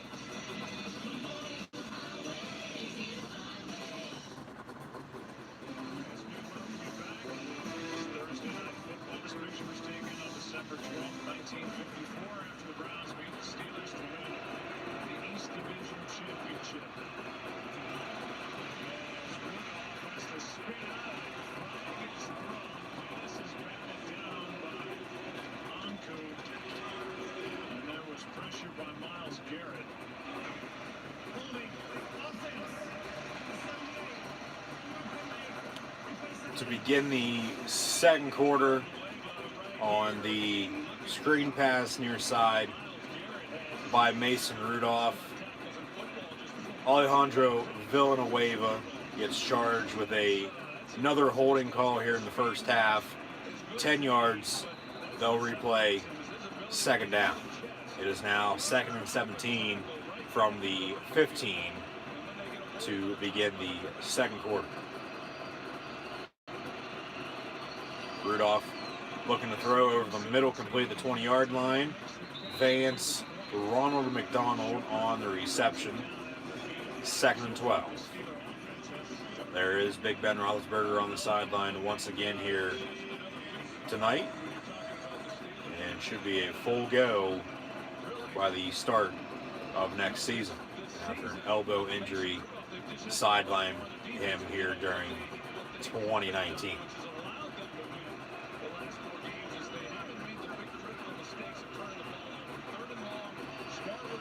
Third and 12 from the 20. Rudolph airs it out deep down the middle, just past midfield. Johnny Holton goes up for it. Incomplete. 4th down.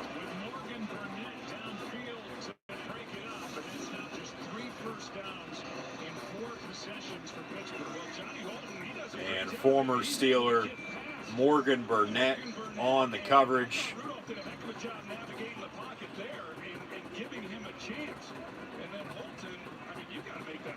And yeah, Holton, he should have came down with that, buddy. Hit you right in the chest and you drop it. Would have been a big gain on 3rd down.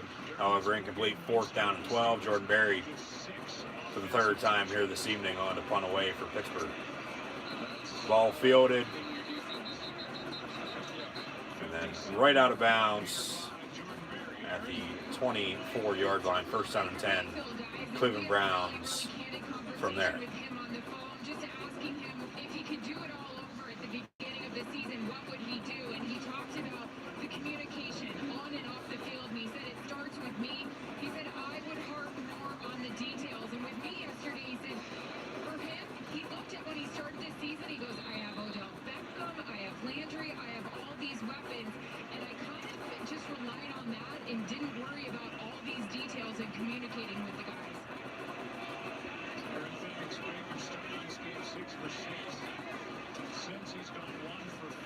Mayfield hands off, no gain on the play, 2nd down and 10.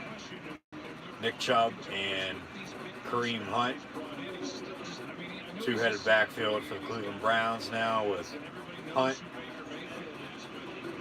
off suspension.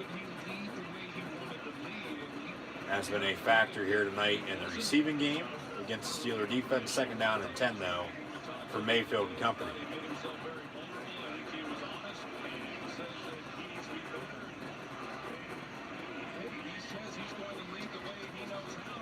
Fake to give the one back, pump fake to the other. Mayfield aired it out deep down the near sideline now, complete at the 35-yard line. And finally brought down inside the 20 at the 19. And Browns fans loving it here early on in the second quarter. Fake to give to Chubb. Fake the screen pass to Hunt. And Mayfield finds his intended target.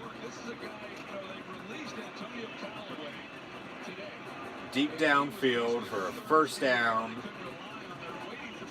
About 17 yards of yak to the 18, 1st down and 10 Browns.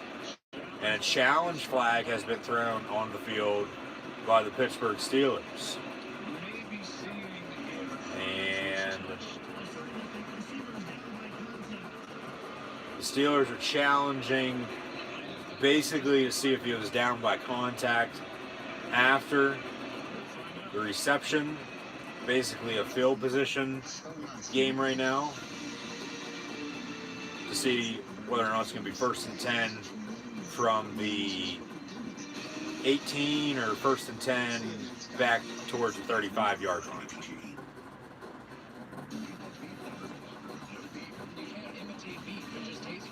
Turns out these beef lovers love plants too. Try the Impossible Whopper with a patty made from plants. 100% Whopper, 0% beef. Only at Burger King. Leave no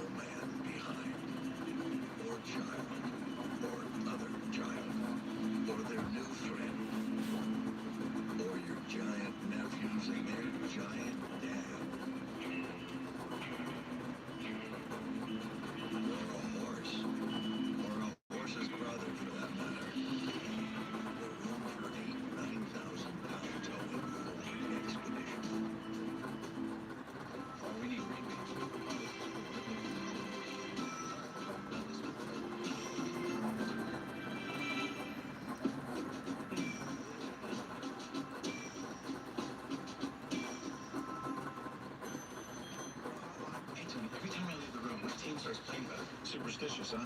No. For a good game, the only game day ritual you need is Nachos for breakfast. limes and Coronas. Yeah, I like that better. Yeah, you do. Call now to find your game day beach.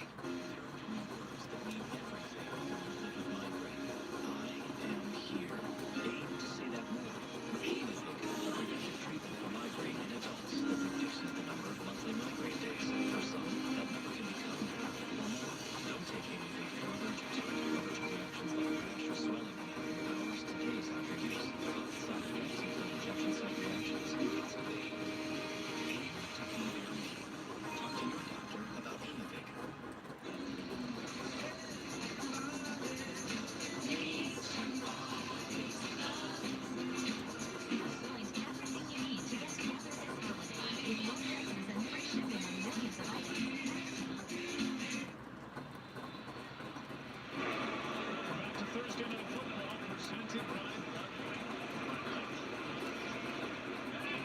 Well, you saw the challenge flag come out. The challenge was 1st and 10 for the Browns after the Steelers won the challenge, as the Cleveland Browns were down by contact back around the 35, officially 1st and 10 at the 36-yard line. So 18-yard difference from where the ball was spotted to now, after the challenge that was just won by the Pittsburgh Steelers, now 1st and 10 for the Browns at the 36-yard line. Hunt motions out into the slot, handoff Nick Chubb, 2 yards at the 34-yard line, 2nd and 8. 7-point lead, 7-0 Browns over the Steelers.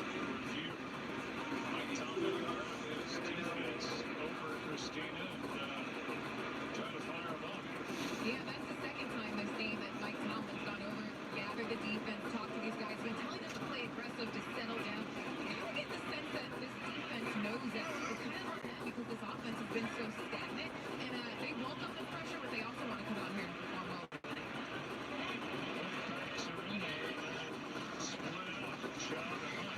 Mayfield over the middle, complete the 15-yard line inside the 10. 1st down, Jarvis Landry. 1st and goal, Browns at the 8-yard line. Jarvis Landry in the slot. See the two deep coverage. There's the hole.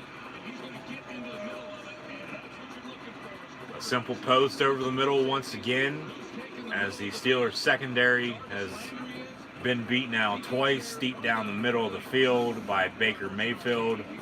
One to Odell Beckham Jr., one to now Jarvis Landry. Officially 1st and 10 at the 9. 1st and goal at the 9-yard line, excuse me. Handoff Nick Chubb. No gain on the play. Cam Hayward on the stop.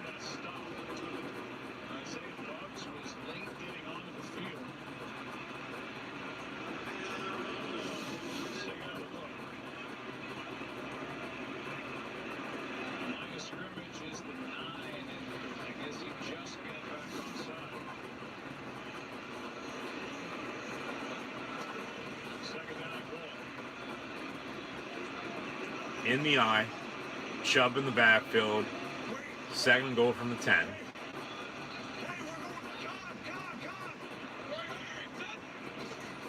And Mayfield hands off. Chubb bounces to the near side. Mike Hilton on the stop, gain of 3, 3rd down and goal for the Cleveland Browns.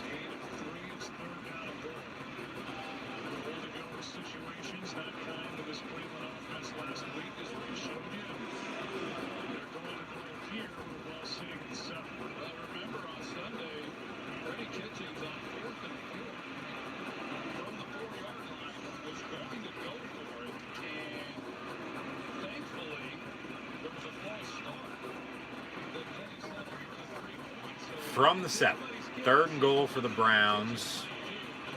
Mayfield looking towards Kareem Hunt. Stiff arms. Pass in the end zone. Incomplete. Flags come flying in.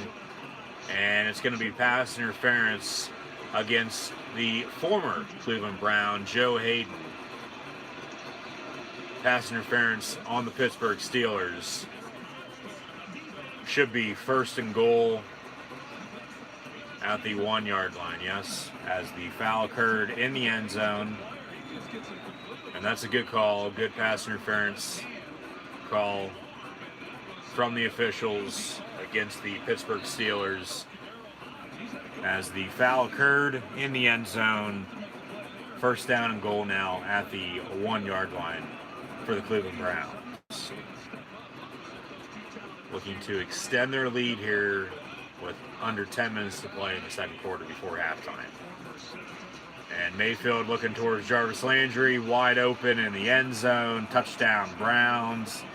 Flag on the play once again. Jarvis Landry with some "you can't see me" and illegal use of hands to the face of the Pittsburgh Steelers defense. Penalties declined. Touchdown Browns, now up 13-0 on the visiting Pittsburgh Steelers. And that's another good call.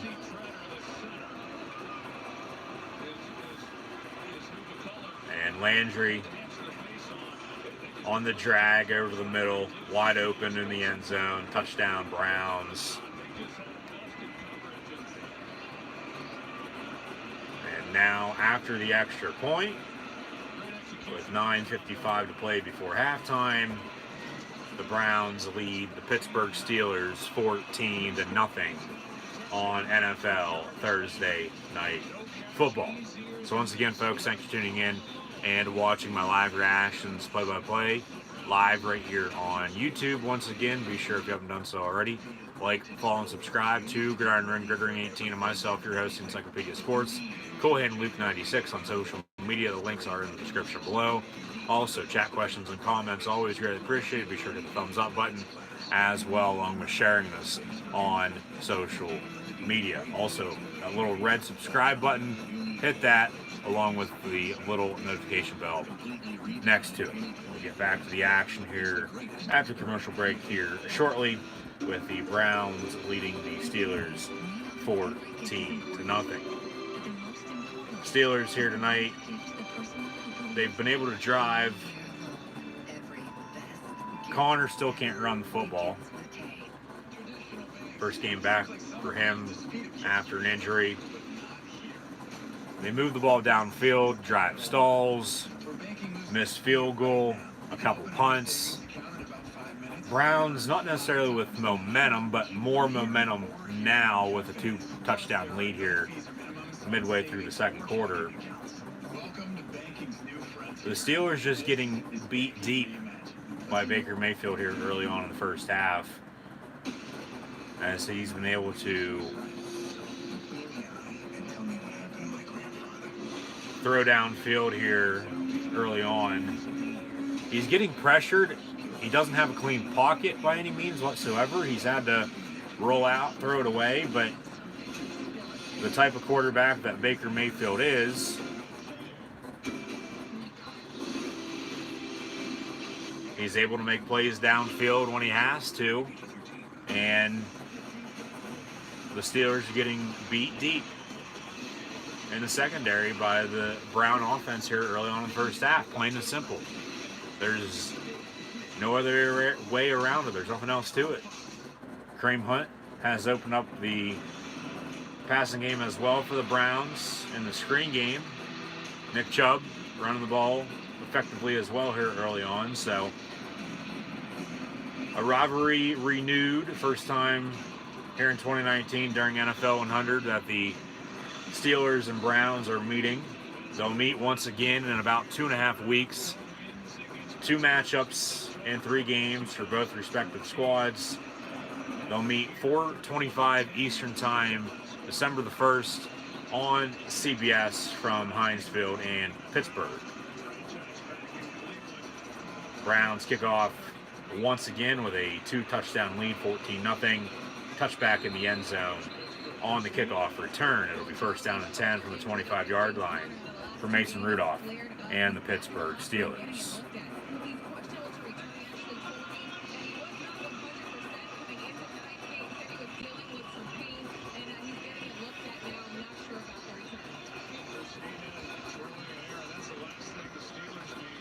First thing they need is for something to click downfield, because there's just been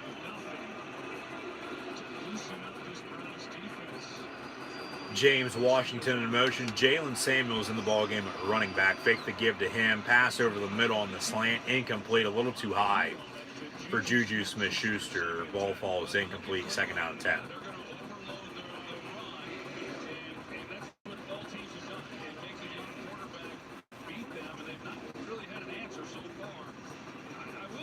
Steve Wilkes, the new Browns defensive coordinator this year.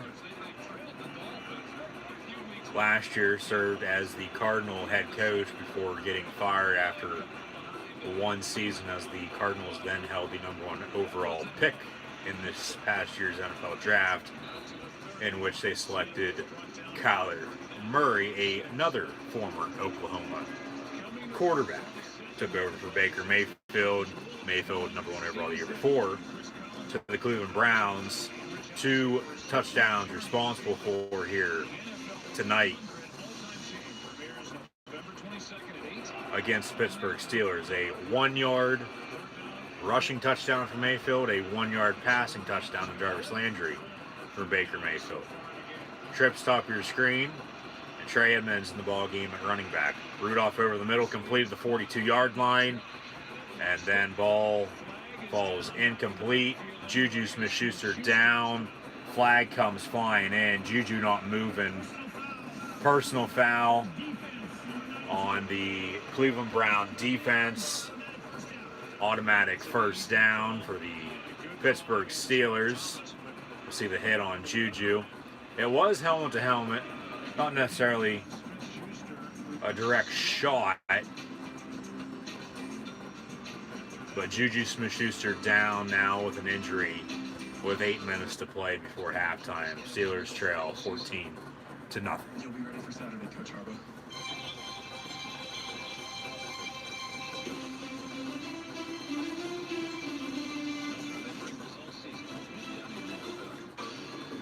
I've never met a Mandalorian.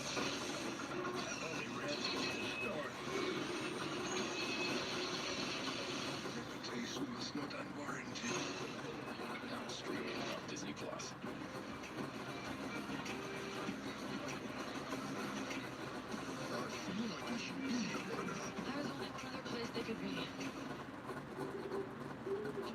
Where are the Bud Light Platinums? You're looking for the Pony turret. This here is the Sternus of the Void turret. Completely different turrets. Oh, I surround with Bud Light Platinum. Breathe for the night. The signal reaches further than ever before. With more engineers, more talents, more coverage. It's a network that gives you radio. With coverage from big cities to small towns. Introducing T-Mobile's 600 megahertz signal. Your signal reaches farther than those along the line. And it's built 5G ready.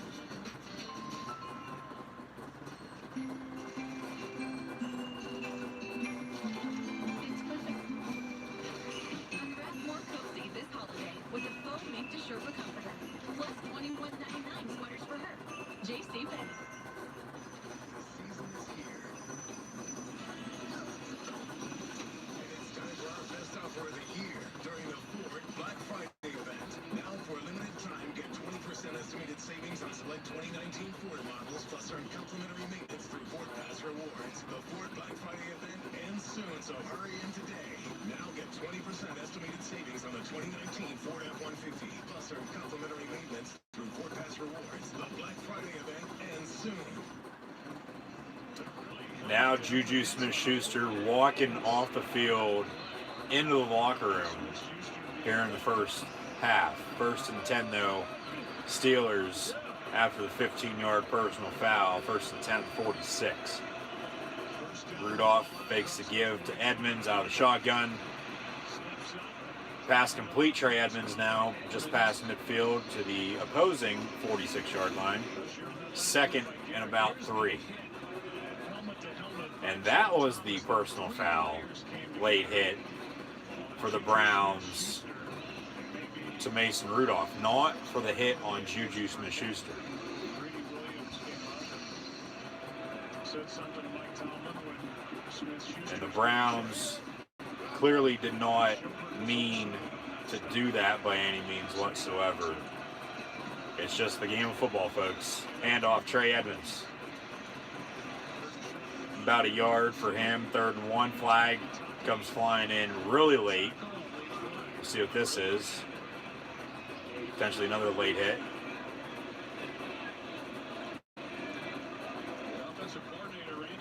Brown saying it's against the Pittsburgh Steelers.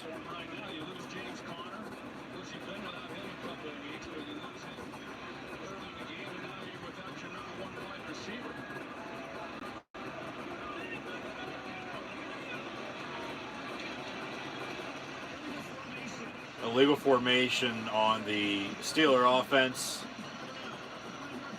5 yards. They'll replay 2nd down. Have to see a replay of that.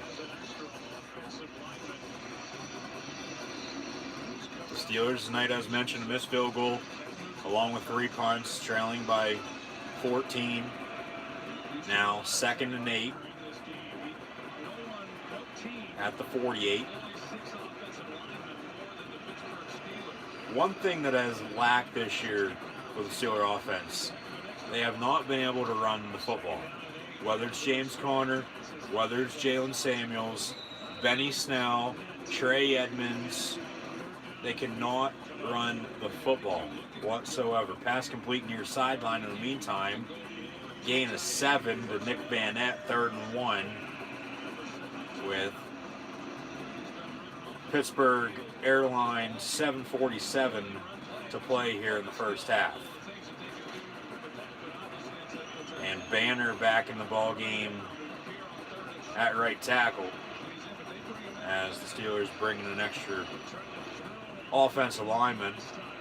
He is eligible, handoff, and a loss of a yard on the run. 3rd down is no good. 4th and 2, Pittsburgh.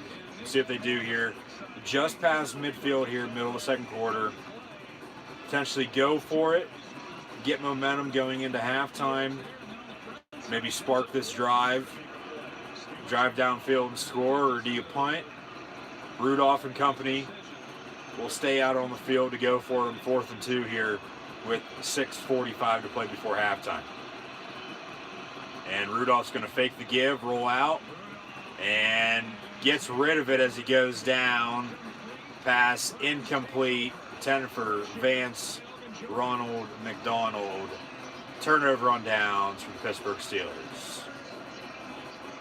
A awful, you want to talk about awful, an awful first half by the Pittsburgh Steelers here early on tonight on the road on Thursday Night Football against the Cleveland Browns.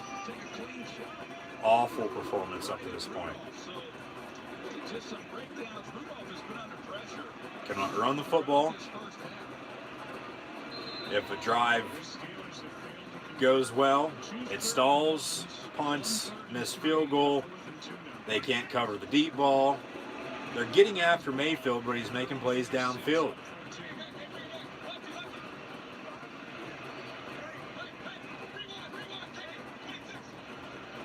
Mayfield's going to rewind. 1st and 10, screen pass near sideline in the flat. Incomplete, intended for Nick Chubb. 2nd down and 10.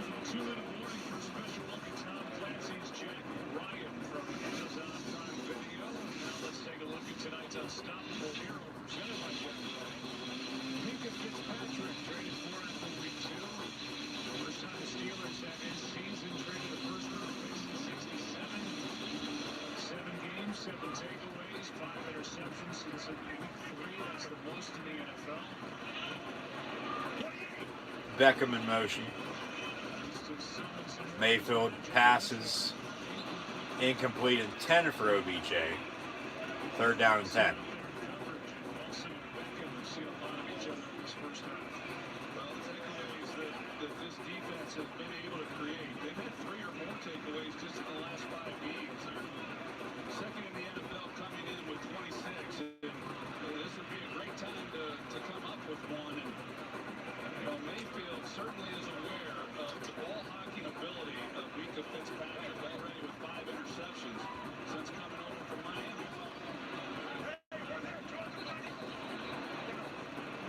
Now a whistle, timeout, Browns with 6:30 to play in the first half. 3rd and 10 on the way.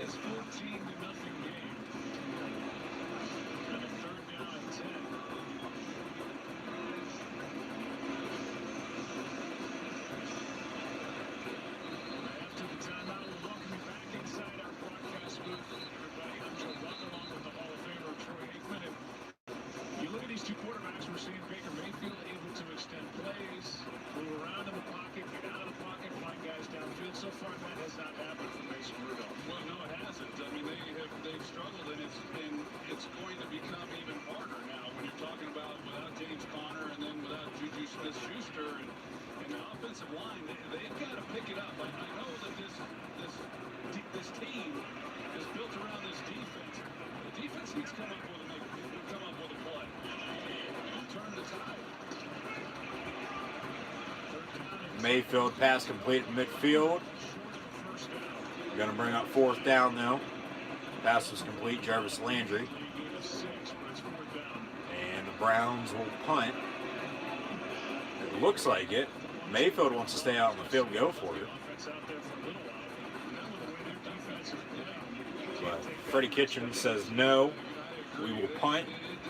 We're up 14. It's 4th down and 4 at midfield. There's under 6 minutes to play. And we've been able to stop the Pittsburgh Steelers so far here in the first half. We'll take our chances.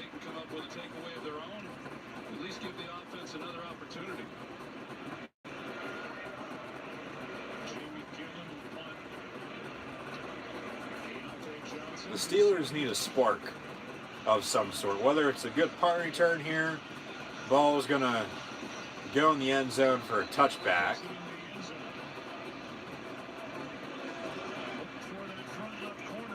And it'll be 1st and 10 at the 20-yard line for the Pittsburgh Steelers. They need a big pass play, a big run play of some sort. Momentum into the second half. Browns will receive the second half kick right now with a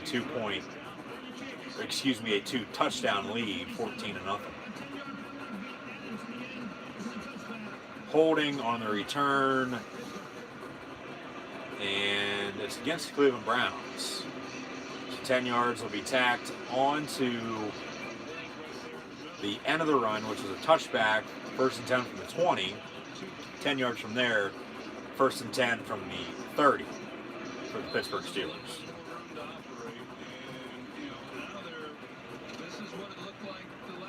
Best starting drive field position right now for the Steelers from the 30-yard line, 1st and 10.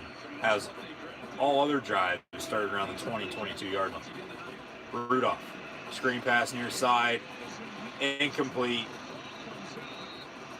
They actually say complete, he's down, loss of about 5 yards, as the ball did pop out. So 2nd down, 2nd and long now. Pass is complete, Jalen Samuels. I honestly have no clue why Mason Rudolph threw that. But that's a catch. Ball is coming out late. He's down by contact though at that point. So 2nd and 17 once again for the Steelers from the 23.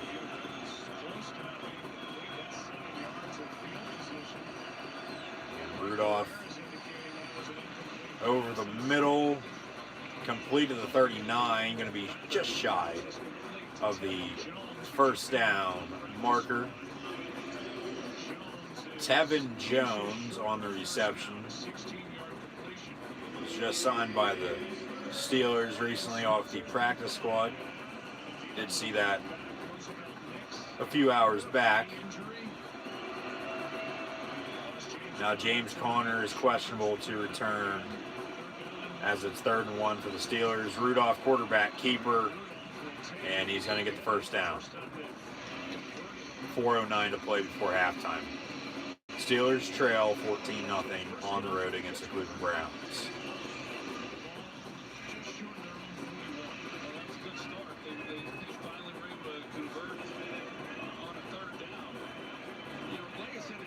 Some opportunities. They got hold up long from the 41. Flea flicker. Rudolph entered out deep down the far sideline. Ball batted, intercepted by Morgan Burnett, the former Steeler. Good return, far sideline, past the 40, 35, 30, first down and 10, Brownies from there. And I don't even know why Rudolph threw that. Double covered, ball batted up, deflected in the air. Morgan Burnett comes down with it. Good return. Browns with momentum. Off the interception. Looking to put more points on the board before halftime, before receiving the second half kick as well. Here at home tonight from the Dog Pound against the Steelers.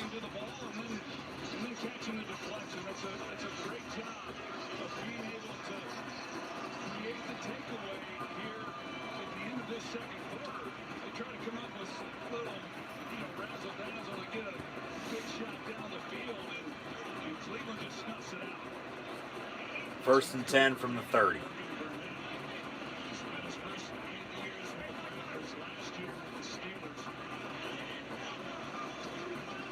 And Mayfield airs it out, incomplete. 10 for Jarvis Landry at the 10-yard line. Second down and 10.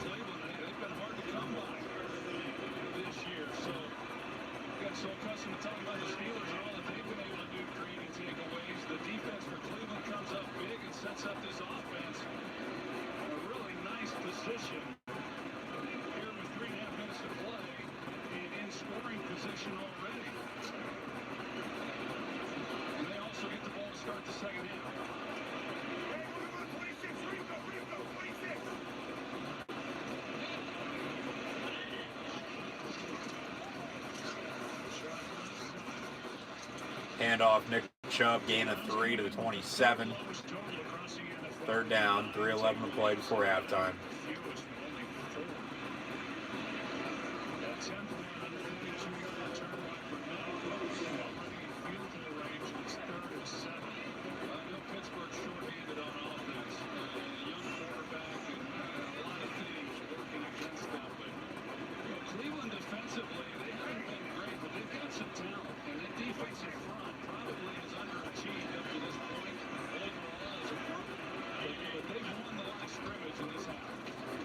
Mayfield pump fakes, almost intercepted by the Pittsburgh Steelers at the first down marker. Incomplete. Fourth down and 7. Cleveland on to attempt a field goal.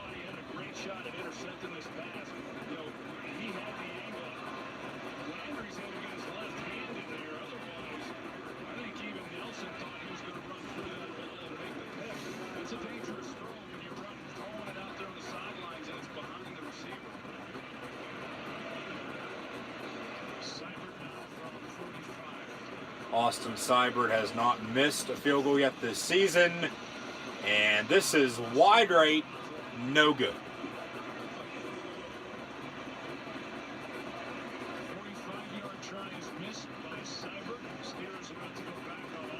Steelers could potentially use that as momentum now.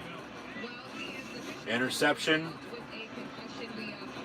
Missed field goal on the drive by the Browns after Seibert was perfect on the season up to that point, as both kickers now have missed from 44 and 45 respectively here tonight. Juju Smith-Schuster is now out for the remainder of the game with a concussion. First and 10 Steelers from the 35-yard line. And a toss from Mason Rudolph. 2 yards to Jalen Samuels. Steelers 3 timeouts. 2:22 to play before halftime. Browns with 2 timeouts. Up 2 touchdowns. 14-0. Could very well be the final play before the 2-minute warning, as it'll be 2nd and 8 and the Steelers aren't in any hurry whatsoever. At the 2-minute warning, it'll be Steeler football. 2nd and 8. Trailing on the road against the Browns, 14-0.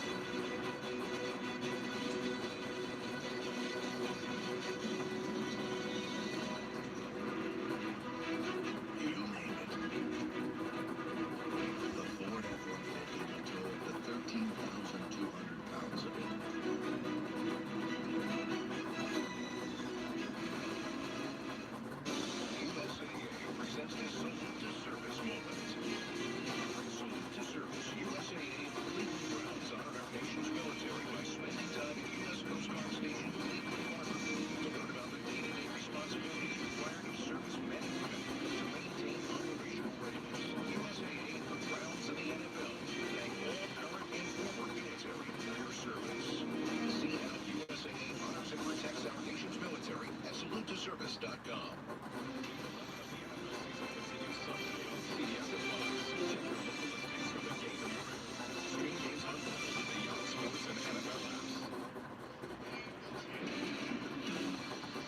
As the NFL celebrates its 100th year, look at the greatest. Jim Brown, all you need to know, 104 yards a game for his career. The 1971 Pro Football Hall of Famer, 5.2 yards a carry. Best. 2nd and 8 after the 2-minute warning. Pass complete. 45-50. 45-40. Complete. Nick Vance McDonald for a first down. 1:45 to play in the first half. Yeah, that's right. And the Steelers still have all 3 timeouts. That was a good job, and I think they've got to get Vance McDonald involved like that. Get the ball out of. Shotgun 3 wide. Rudolph near side. Complete. Deontay Johnson inside the 25. First down and 10 once again. 1:25 to play. As the clock stopped because he got out of bounds. Now an injured player. Clock stops for that. I was going to say neither team should be calling a timeout at this point because the clock just stopped because Johnson got out of bounds, but an injured Cleveland Brown, that's Morgan Burnett, former Steeler last year, who just had an interception a short time ago, as the Browns are now charged with a timeout because of the injury. But Morgan Burnett with an interception to set the Browns up with good field position on their last drive before the missed 45-yard field goal by Seibert, and Burnett limping off the field. Looks to be a pulled hamstring, as it'll be first down and 10. Steelers with 1:25 to play here in the first half.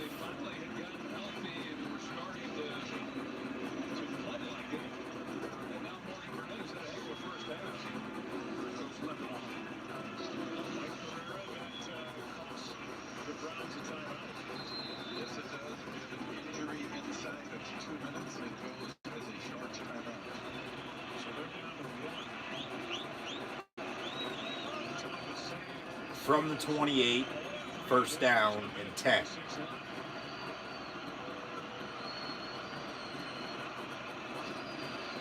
And Rudolph pump fakes. Ball is going to be recovered by the Steelers after it came flying out as Rudolph got hit. And Pittsburgh, I think, just called a timeout to stop the clock. Rudolph pump faked. He didn't need to. There's... And Rudolph...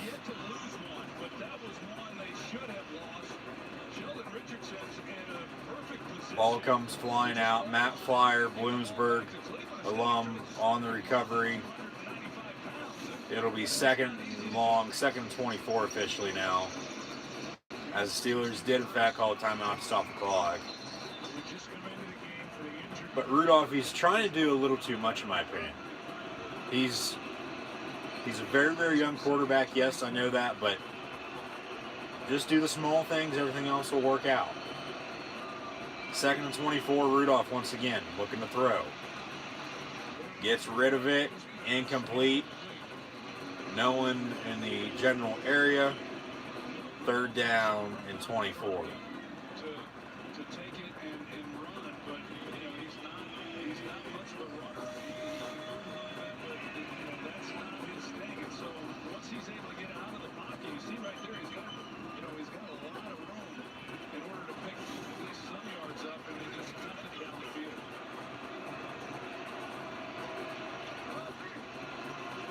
Right now it's third down and 24. They need a chunk of yardage for Boswell, their kicker. That'll get the first down. And Rudolph pump fakes, goes down. Cleveland Browns sack. 4th and a mile. And Jordan Berry will punt once again. Cleveland, they were smart with a minute to play before halftime, call your third and final timeout to stop the clock, because Pittsburgh could wind this down to 20 seconds before punting.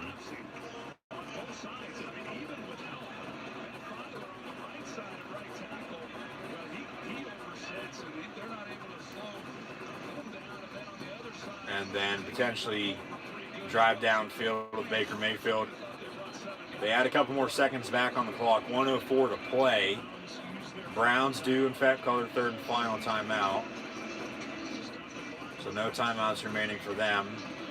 They should get decent field position for Mayfield to potentially drive downfield and put more points on the board before halftime, before receiving the second half kick.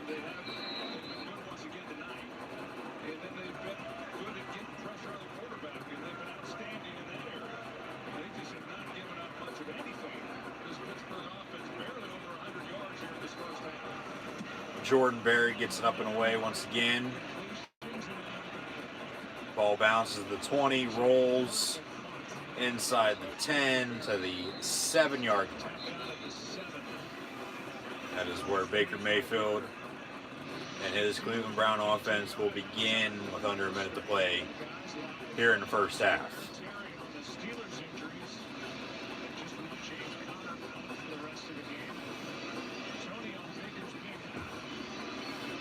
Juju Smith-Schuster out for the remainder of the ball game with a concussion.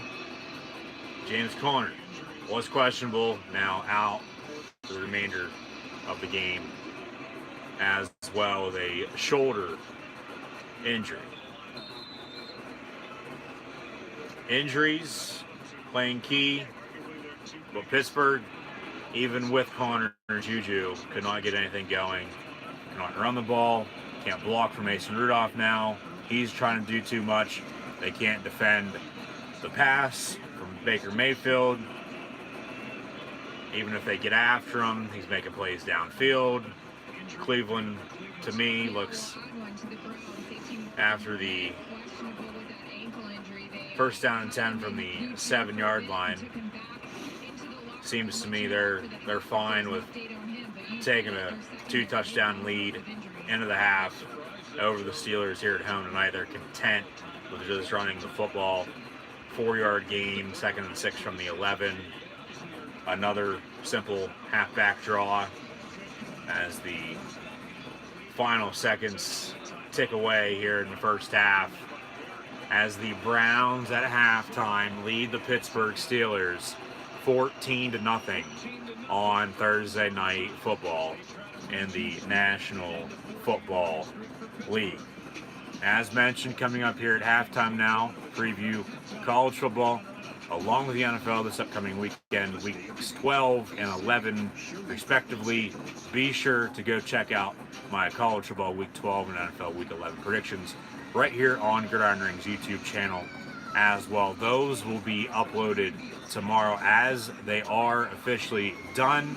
I picked the Steelers tonight and the North Carolina Tar Heels over the Pitt Panthers and the Cleveland Browns here tonight in both college and the NFL. However, those videos not officially uploaded right here to Gridiron Ring's YouTube channel, so keep an eye out for those. But thank you for tuning in and watching my live reactions play NFL Thursday Night Football, Steelers, Browns, live right here on YouTube. I'm your host, Encyclopedia Sports, Cohan Luke 96. Chat, questions, and comments, always greatly appreciated. Be sure, if you haven't done so already, like, follow, and subscribe to Gridiron Ring, Grid Ring 18 of myself, your host, Encyclopedia Sports, Cohan Luke 96 on social media. The links are in the description below. As mentioned, chat, questions, and comments, always greatly appreciated. Hit the little thumbs up button as well, along with the share. Share this on social media, hashtag NFL, hashtag NFL100. And as always, chat, questions, and comments, always greatly appreciated. That little subscribe button down below as well. Hit that along with the little notification bell next to it as well. Now, before I get into previewing both college football and the National Football League this upcoming weekend, we have WWE Survivor Series and NXT TakeOver War Games about a week and a half away, next Saturday, November 23rd, and Sunday, November 24th, respectively, in Chicago, Illinois. We'll have TakeOver War Games the night before. Advertised right now for the event, only 3 matches, 2 TakeOver War Games matches though. 1 men's, 1 women's. I'll start with the women's. It's Rhea Ripley, Candice LeRae, Tegan Knox, and Mia Yim versus Shayna Baszler, Io Shirai, Bianca Belair, and a to-be-determined opponent. We'll find out next week on NXT who that is, I would assume. If not, we'll find out shortly before NXT TakeOver War Games, or if they wait the whole way up until that person is about ready to come out, that's officially when we'll find out then who that 4th and final member is on Shayna Baszler's team for NXT TakeOver War Games in the Women's War Games match. Same thing goes on the men's side, as there will be a men's War Games match here next Saturday in Chicago for the 3rd ever NXT TakeOver War Games event. It'll be the Undisputed Era. That's your NXT champion, Adam Cole, Bebe, along with the NXT Tag Team Champions, Red Dragon, Bobby Fish, and Kyle O'Reilly, along with the NXT North American Champion, Roderick Strong, as the Undisputed Era has been draped in gold the past month and a half, up against Tommaso Ciampa, bask in his glory, Keith Lee, along with now Dominic Dijak, along with another to-be-determined opponent, as it was going to be Tommaso Ciampa, Keith Lee, and Matt Riddle, and then Dijak was your 4th and final member. However, with Finn Balor up against Matt Riddle now in a regular singles match at NXT TakeOver War Games, Riddle out of the War Games match, Dijakovic, Dominic Dijak, takes his spot, leaves room for one more open spot in that War Games match on the men's side for NXT TakeOver War Games next Saturday. Now, it was rumored potentially Johnny Gargano would be on Tommaso Ciampa's squad with Keith Lee and Matt Riddle, along with Gargano having a singles match with Finn Balor. However, Gargano out of action with injury right now, so out of the War Games match, out of the Finn Balor match, and that's why they pulled Matt Riddle out of the War Games, put him up against Finn Balor, Dijak, in the War Games match, taking Riddle's spot, leaves an open spot. We'll find out who that is. I would assume next week on NXT, or even right up until the time they come out for the War Games match at NXT TakeOver War Games next week. We'll find out from now until next Saturday, though, for sure.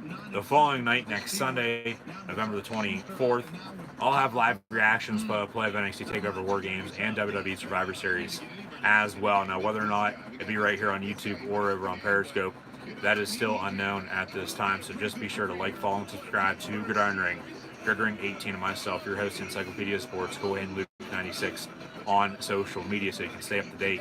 Links are in the description below. I'll have more live reactions, play-by-play of college football and the NFL this upcoming weekend, as well as I'll dive deep into previewing those matchups here shortly during halftime of Thursday Night Football with Steelers and Browns, so stay tuned for that. As this weekend, one time only, live right here on YouTube for live reactions, play-by-play. That's for now. I'll have live reactions play-by-play here second half, Steelers Browns. Once that gets underway, full game here tonight, live reactions play-by-play live right here on YouTube. Also on Saturday, noon Eastern time, live right here on YouTube. Penn State hosts Indiana as the Nittany Lions try to bounce back from a 5-point loss on the road last week in the Twin Cities, the land of 10,000 lakes, against the rowing the boat Ski-U-Mah Minnesota Golden Gophers, who jumped to number 8 in the latest college football playoff rankings this past Tuesday night. LSU number 1, Ohio State 2, followed by Clemson, Alabama, and Georgia.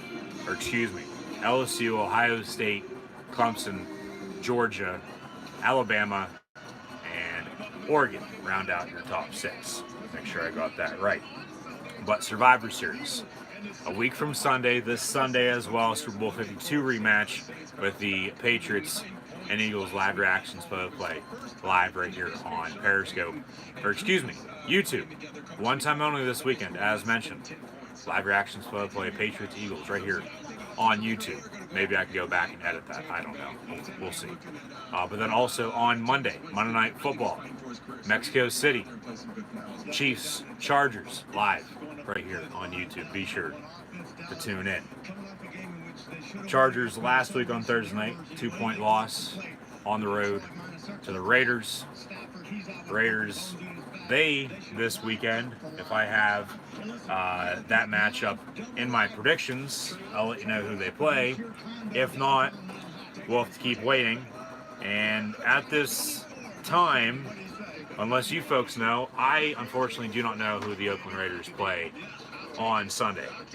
I know they've already had their bye week though, as they played over in London recently against the Chicago Bears. So the week after, coming back from across the pond, NFL has given teams bye weeks. So we'll have to check and see who the Oakland Raiders play week 11 this upcoming weekend in the NFL. But more live reactions, play-by-play, live right here on YouTube. Second half coming up shortly.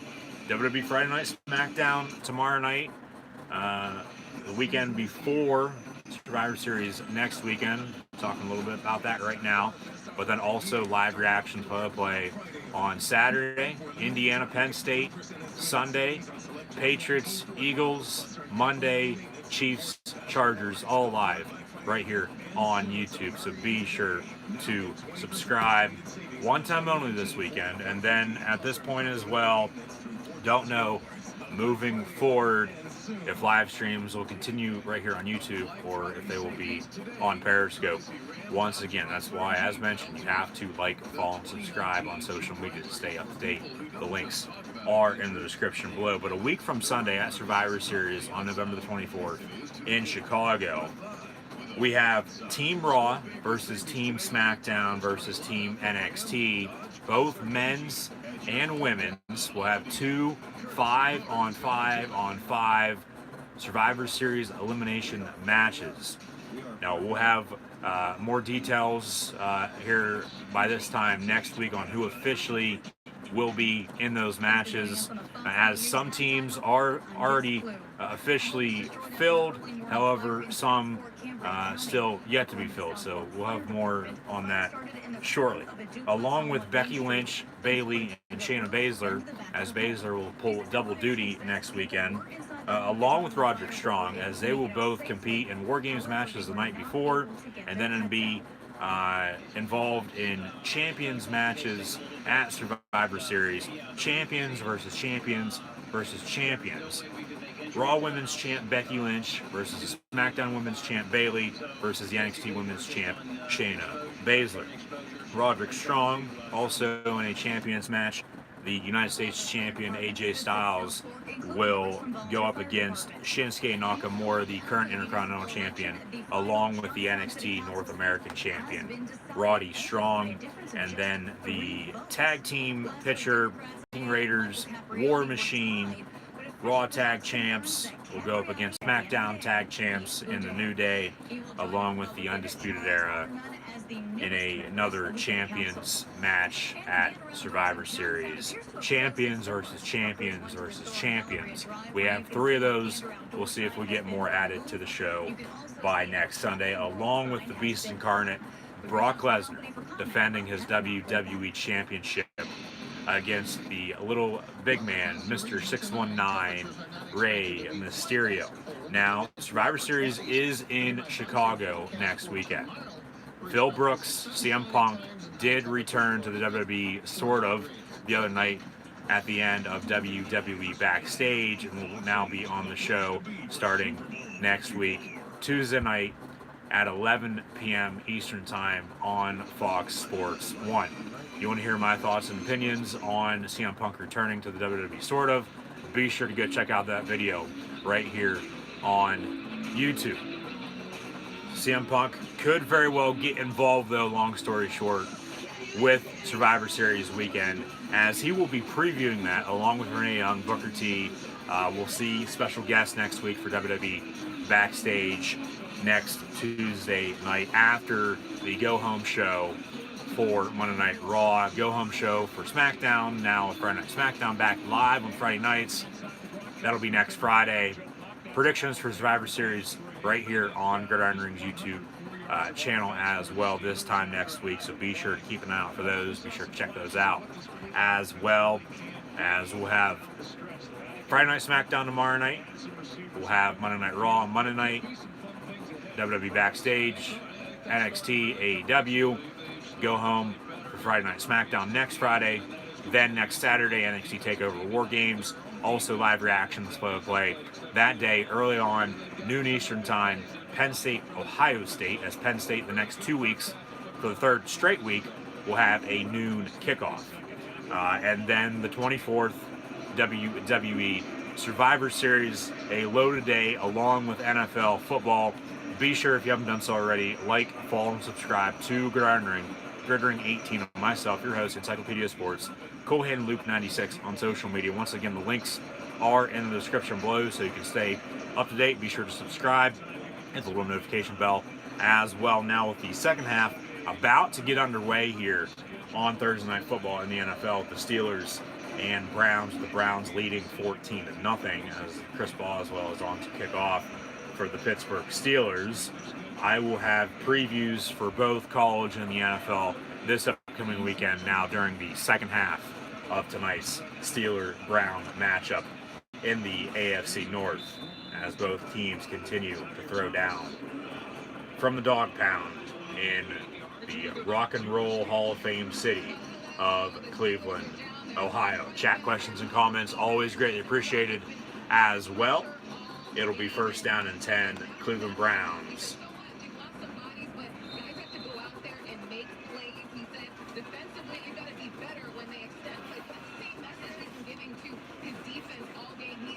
Ball is going to be at the 27-yard line. Mayfield going to hand off Nick Chubb. 3 yards to the 30-yard line. 2nd and 7.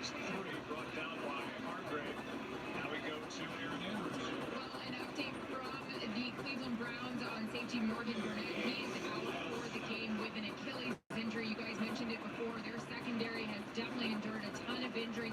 For his offense, he said we need to continue to execute. We can't rely on these big plays. He wants to see his offense run the ball better. He said they need to block better as well. They had some problems maintaining those blocks in the first half.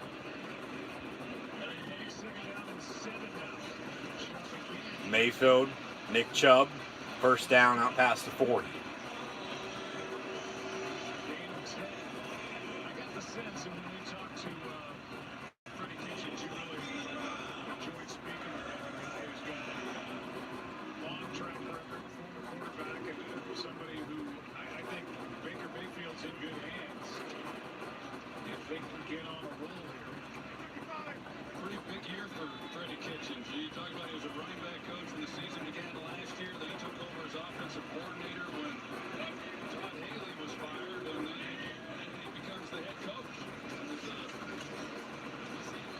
Tackle for loss in the backfield. Bud Dupree, TJ Watt bring down Nick Chubb. It'll be 2nd down and 13.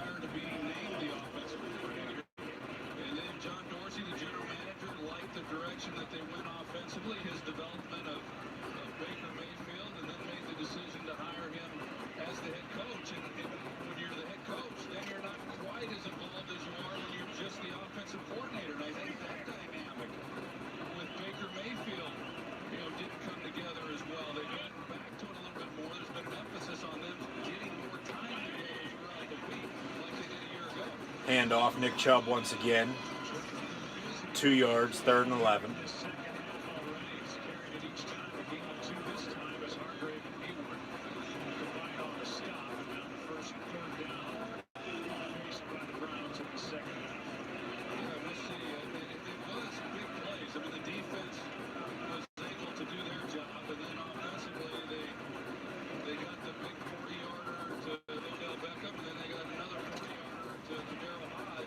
And the biggest part of it, unlike previous games, they were able to finish them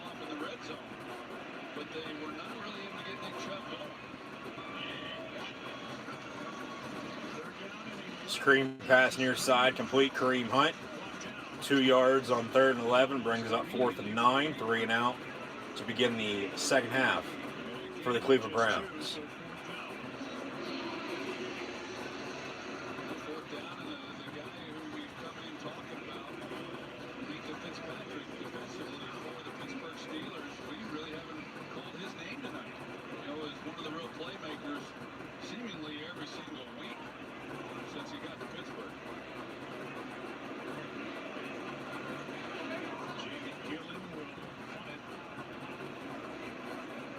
Johnson waiting deep.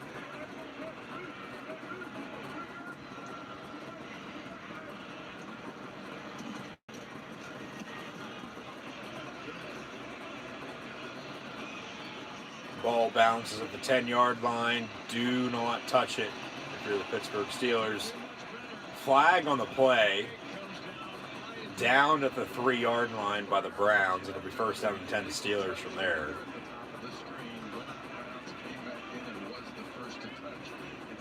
It'll be illegal touching Cleveland Browns.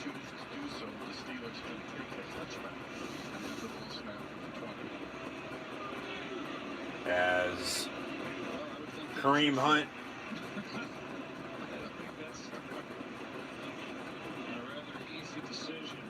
was the first one to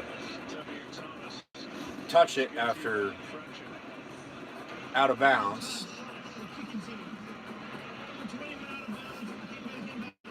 Yep.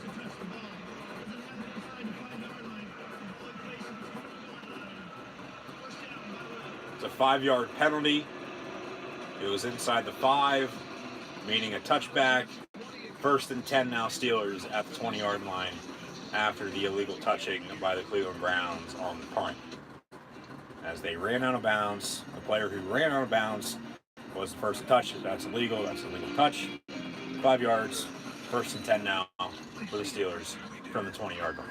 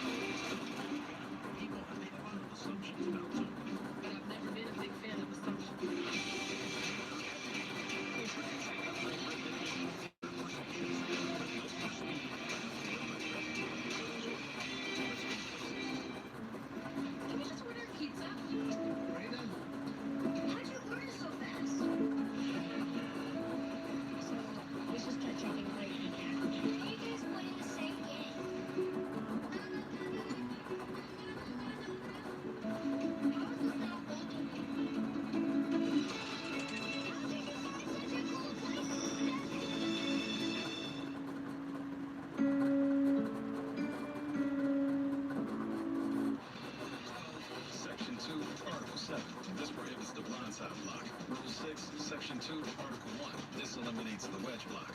And this is Dr. Jeff Craig, the expert whose research helps change rules. Through innovations in equipment, smarter preseason routines, and improvements to the rules of the game, the NFL's health and safety initiatives help to reduce injuries on kickoff by 26%.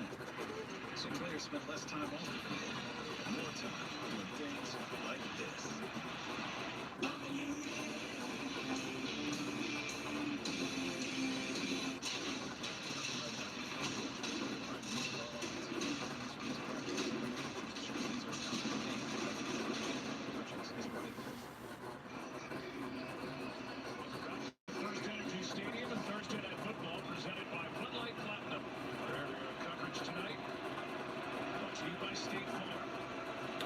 First and 10 for the Steelers at the 20-yard line. McDonald in motion. A little bit of a false start. They get away with it. And no gain for Jalen Samuels, 2nd down and 10. This defensive front and these linebackers have really played well. And you look at what Pittsburgh has done, at least in that first half. You know, heavy pass. They ran the ball 10 times, 23 passes. And And that's different what they've done since Mason Rudolph took over as quarterback. They've been running the ball a lot.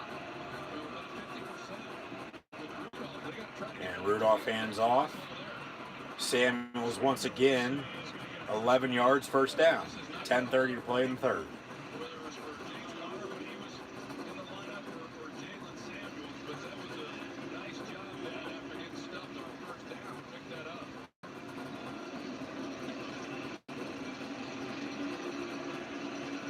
Steelers hanging in there as Edmonds comes in and Samuels checks out.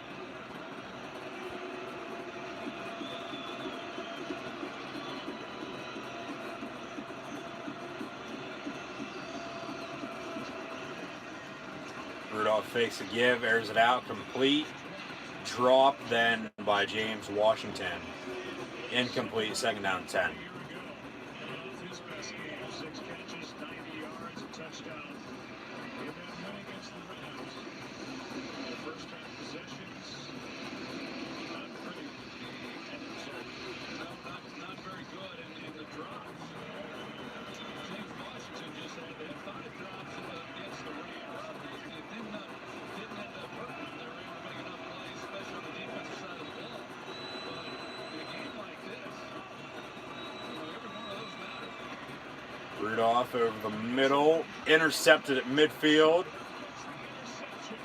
It'll be first down, Browns at midfield after the second interception of the evening from Mason Rudolph. Another takeaway for this Browns defense. Now, a special look at Ford versus Ferrari, starring Matt Damon, Christian Bale, and Peters tonight.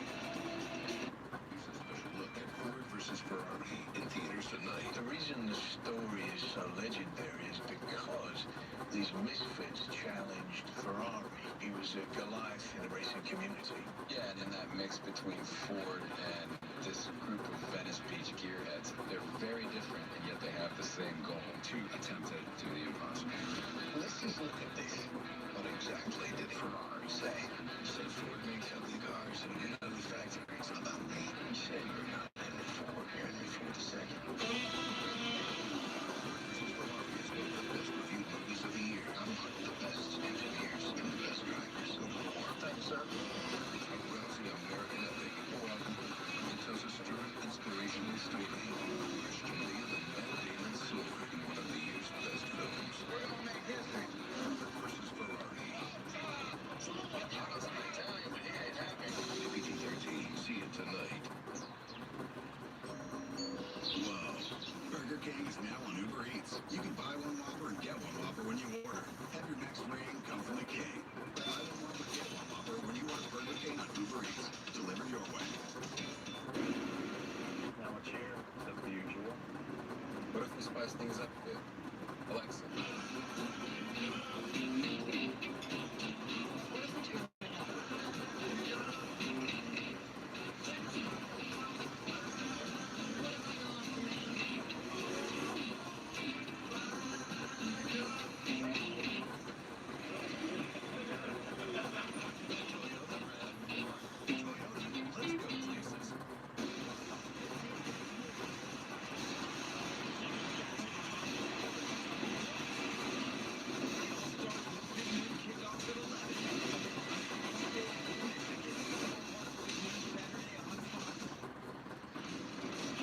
That grade out of Graham, Browns quarterback from 1946 to 1955, went to the Pro Football Hall of Fame at 65 and a 3-time NFL champion at 50, 54, and 55. That Troy Aikman is when quarterbacks was tough. I don't want to slight Tom Brady, who I do think is the greatest of all. Browns with great field position at midfield after the interception once again by Mason Rudolph in the eye, first down and 10. He deserves as one of the all-time great signal callers. Brady just moved and he turned up first down. Mayfield pump fakes. Mayfield goes down. TJ Watt with a sack. TJ Watt got there at a loss of 4.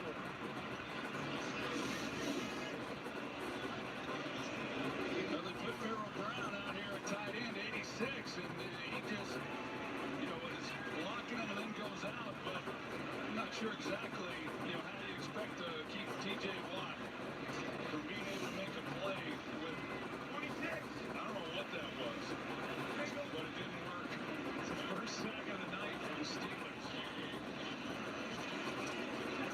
2nd and 14, handoff Nick Chubb.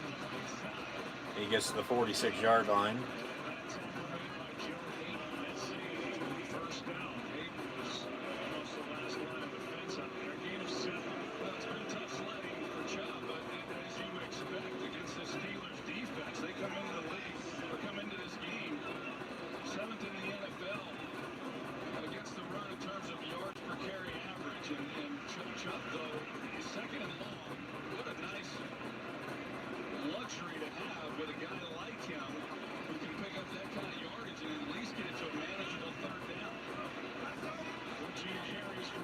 Trips top of your screen, play clock winding down, Mayfield airing it out, incomplete on 3rd and 7 and 10 for Jarvis Landry, 4th down on the way. 8:18 to play in the 3rd, and Pittsburgh defense with another stop. Cleveland will once again punt. However, Pittsburgh on offense can't get anything going whatsoever. 2 interceptions. I don't know how many punts now. A missed field goal. Can't run the football, can't protect. Been a long night here so far for the Pittsburgh Steelers, but the defense is keeping them in tonight's ballgame. Still 2-possession game, 14 points is the lead, 14-0. Browns lead the Steelers here midway through the 3rd. Another punt. Fair caught at the 13-yard line by the Toledo rookie, Deontay Johnson. 1st down and 10 from there for Mason Rudolph and the Pittsburgh Steelers. The Pittsburgh Steelers this past week defeated the Los Angeles Rams 17-12. Browns defeat the Bills 19-16. Both the Rams and the Bills are in action this upcoming week. The Rams host Sunday Night Football against Chicago Bears. The Bills once again go on the road to Miami to play the Dolphins. Tonight we have Thursday Night Football, Steelers and Browns, as I start to preview now this upcoming weekend in the National Football League, Week 11. Big matchup in Baltimore with Houston Texans and Baltimore Ravens, as we'll see Deshaun Watson and Lamar Jackson square off in Baltimore at M&T Bank, 1 p.m. on Sunday. Cowboys at the Lions, as both teams 2 weeks from today will host Thanksgiving matchups against the Bears and Bills, respectively. I got to take the Cowboys, though, to bounce back on the road against the Lions, another team out of the NFC North. However, this year, they'll play on Thursday night in a few weeks against the Bears. I believe the week after Thanksgiving, so 3 weeks from tonight, as the NFL will make sure teams that played on Thanksgiving will at least get a full week off. They won't play the following Sunday. Some will get a week and a half off, play either that Sunday afternoon or Monday. But the Cowboys already lost to the Packers at home. They just lost to the Vikings at home. Now they got to go on the road to the Lions. However, after Dallas started out 3-0, they lost 3 straight. Win a couple, lose once again to the Minnesota Vikings on Sunday Night Football this past week, now on the road to the Lions. I think they'll bounce back. I think Ezekiel Elliott will have a monster game after getting shut down on Sunday night by the Viking defense. People eaters, long live rock, long live rock and roll. Huey Lewis in the news bring us back to Steelers Browns in the Rock and Roll Hall of Fame city of Cleveland, Ohio. From the Dog Pound, Browns lead 14-0. 1st and 10, Steelers at the 13. Mason Rudolph airing it out deep down the near sideline, incomplete. Flags come flying in. That's going to be targeting. Helmet to helmet hit. Deontay Johnson is down. And this isn't a good sign either for the Pittsburgh Steelers. Juju Smith-Schuster out with a concussion. Deontay Johnson going to be out for the rest of the ball game. More so after that hit. James Washington can't catch a goddamn pass to save his fucking life. Vance McDonald and Nick Van Nett, now's your time to step up. Use the screen pass out of the backfield as well with Jalen Samuels. Personal foul, unnecessary roughness, 15 yards on the Brown defense. That's on Greedy Williams once again. He was the culprit. Helmet to helmet on Juju Smith-Schuster. Now helmet to helmet. This is more of a direct shot on Deontay Johnson. You're telling me those both weren't intentional? Give me a break.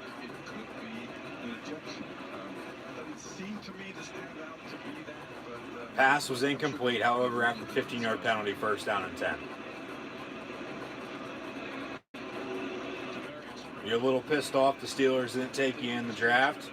There's probably a good-ass reason why they didn't take you in the draft, and then you fell to the Cleveland Browns. Look at the AFC North standings. Baltimore at 7-2. They lead the way. Pittsburgh will play at Baltimore Week 17 on Sunday, December the 29th. Cleveland in third place at 3-6. And then the only winless team left in the NFL, the 0-9 Cincinnati Bengals, are bringing up the rear. Deontay Johnson still down, injured on the field. And Greedy Williams was just thrown out of the ball game. Greedy Williams has been ejected for his helmet. Excuse me, that's Randall, 23. Greedy Williams also wears number 23, correct? Randall has been ejected. My bad. Randall has been ejected from the ball game, has been thrown out. He's gone. Greedy Williams was on the play. He wears 26. That's why I'm thinking that was Greedy Williams on that helmet-to-helmet hit as well, as he was the culprit on Juju Smith-Schuster. Deontay Johnson off on the sideline now. It'll be first down and 10 Steelers, but Randall ejected after the helmet-to-helmet hit. Greedy Williams also on the coverage. My bad, I misspoke. Completely saw that wrong.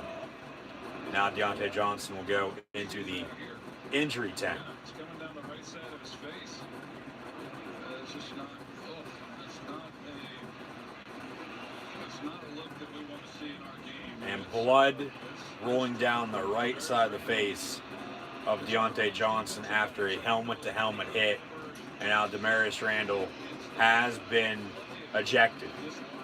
Who's going to capitalize? Who's going to use this as momentum? First and 10 from the 28 for the Steelers. Still a long ways to go, though, to hit Pater. Rudolph looking to throw. Has a man first down. That's James Washington. Flag on the play. Probably going to be coming back due to a hold, I bet. 22 yards on the pass. Rudolph says first down. Move the sticks. It's against the Browns. Illegal hands to the face on the Cleveland Browns. Once again, penalties declined. Automatic first down after the 22-yard gain. The Oklahoma State connection. Rudolph to Washington.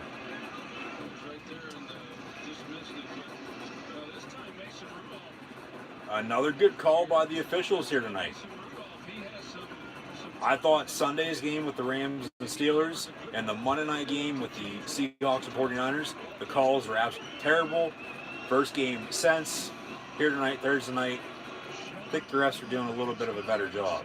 Some good calls, some personal fouls, holdings, illegal use of hands to the face. There's not been anything that's been, ridiculous by any means that they didn't call or they called that shouldn't have been called. So, gain of 3 on the run, 2nd and 7. Get back to previewing the NFL this weekend here shortly. 7:15 to play in the third. Steelers with the ball just past midfield, 47-yard line now in Brown territory. 2nd and 7, empty backfield now. Down 14 to nothing. Rudolph once again, airing it out near sideline, complete. Vance McDonald for about 5, maybe 6. It'll be 3rd and short. It'll be 3rd and 1.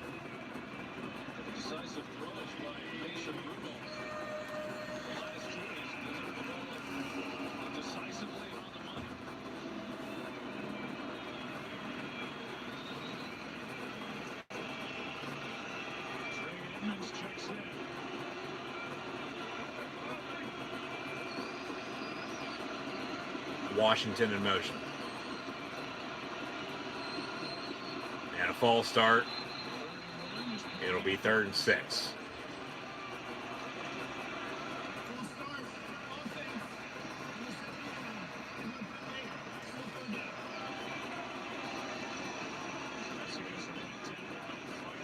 And now Deontay Johnson on the cart, going into the tunnel, heading back to the locker room to get checked out.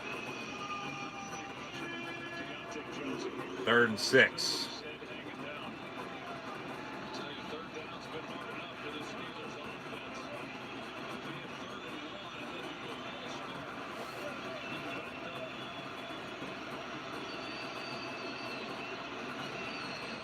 And Rudolph, incomplete. Flag comes flying in, intended for Vance McDonald. We'll see what this is.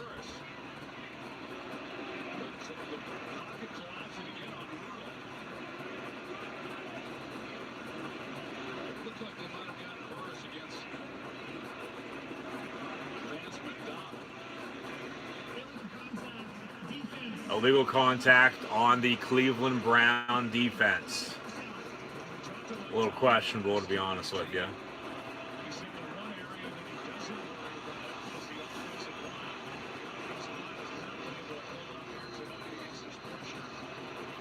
That's nothing. Let him play. From the 41-yard line, 1st and 10.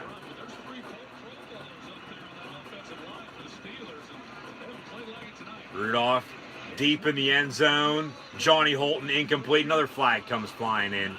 This will be pass interference on Greedy Williams. And the ball was in the end zone. Foul occurred in the end zone. Ball should be spotted at the 1-yard line. If not, it would be an automatic 1st down, 15-yard penalty. That's a good call. Dog pound really letting the refs hear it now. Dogs over zebras any day of the week. And it looks like Freddie Kitchens is going to challenge this pass interference. Now, 1st and goal from the 3. A spot foul at the 3-yard line. Empty backfield. Samuels now motions back in. Trips top your screen.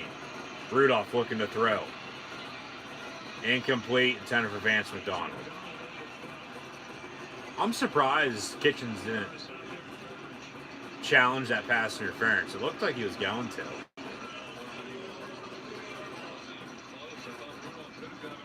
Probably got word from upstairs that no need. Not worth it. 2nd and goal.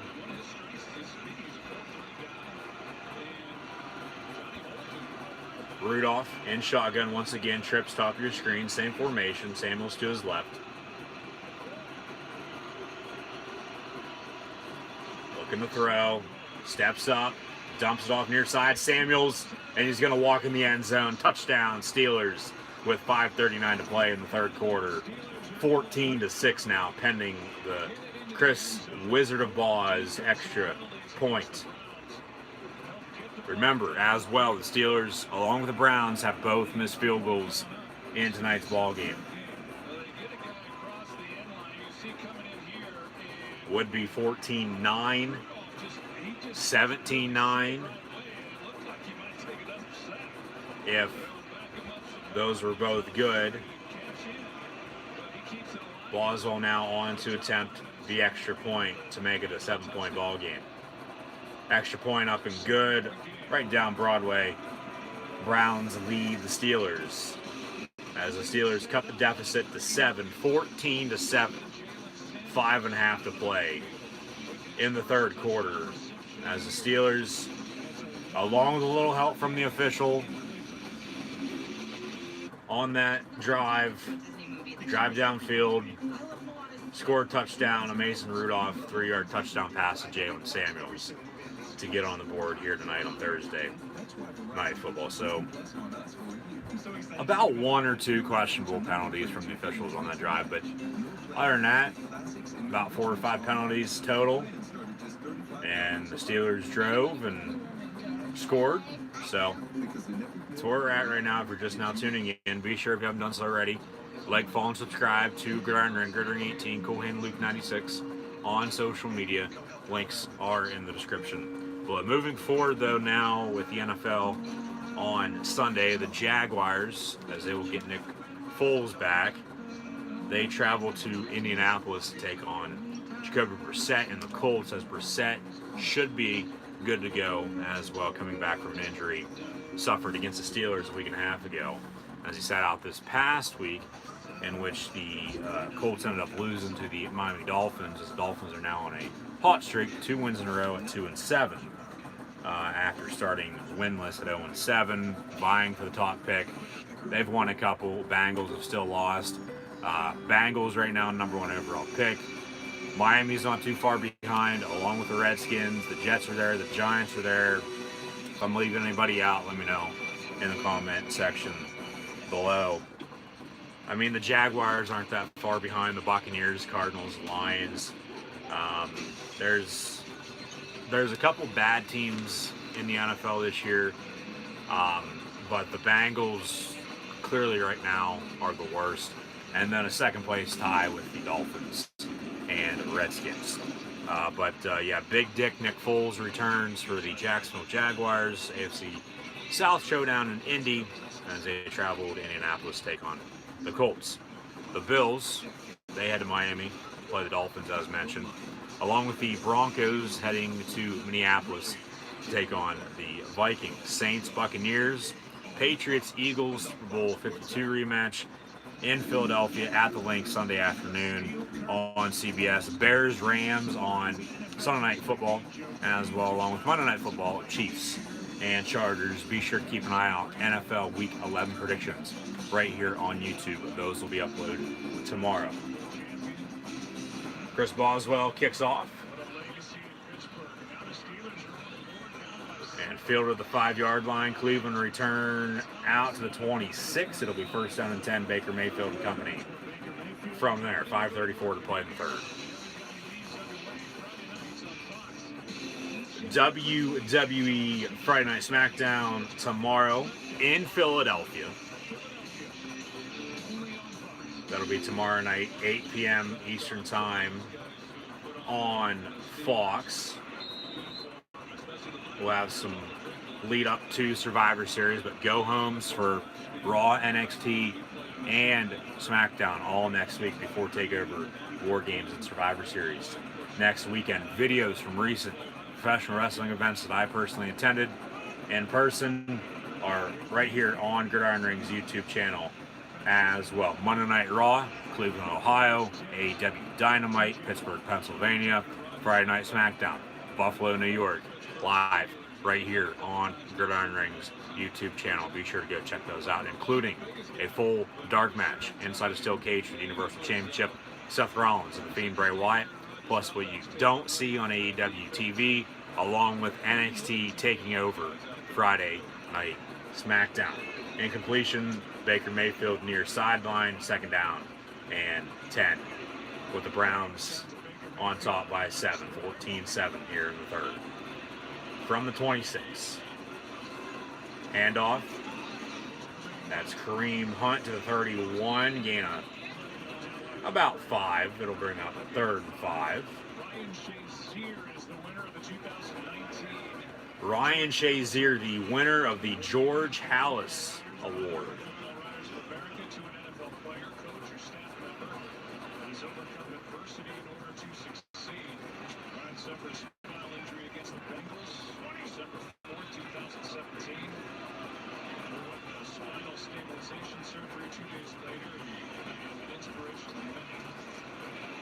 And Mayfield over the middle, complete. Kareem Hunt. Flag comes flying in from the secondary. It's a first down. Mayfield to Hunt. First down, Browns. Past the 40-yard line. Looks to be a hold on the Steelers secondary.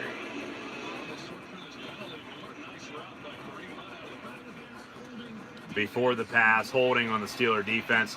Penalties decline, first down.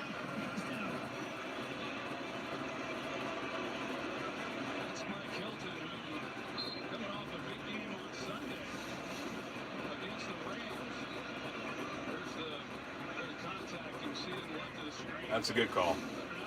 From the 42, first down and 10, Browns.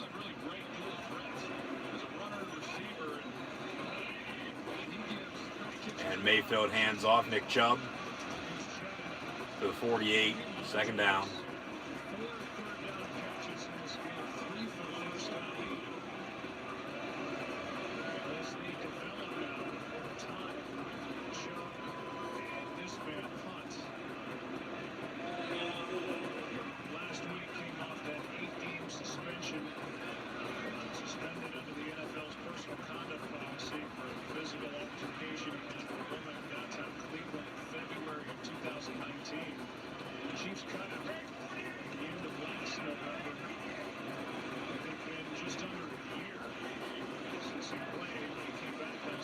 Hand off once again. Kareem Hunt near sideline, first down, Browns. Gain of 5.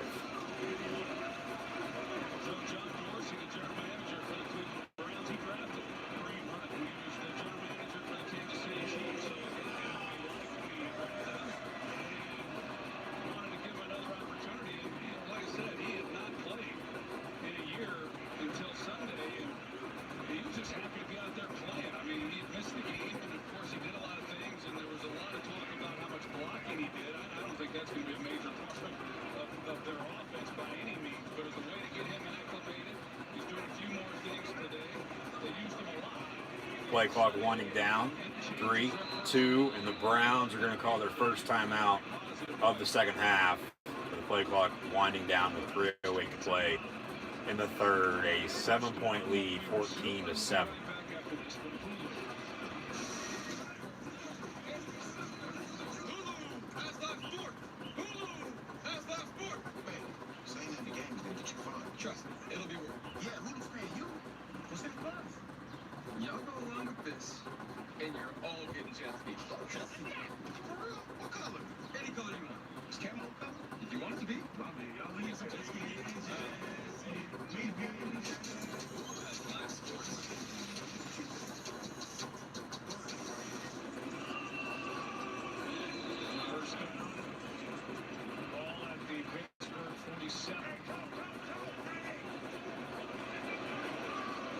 First and 10 from the 47, Mayfield under center.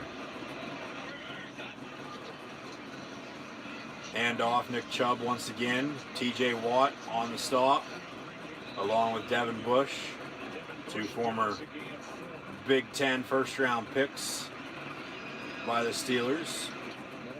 Wisconsin and Michigan, respectively, for Watt and Bush.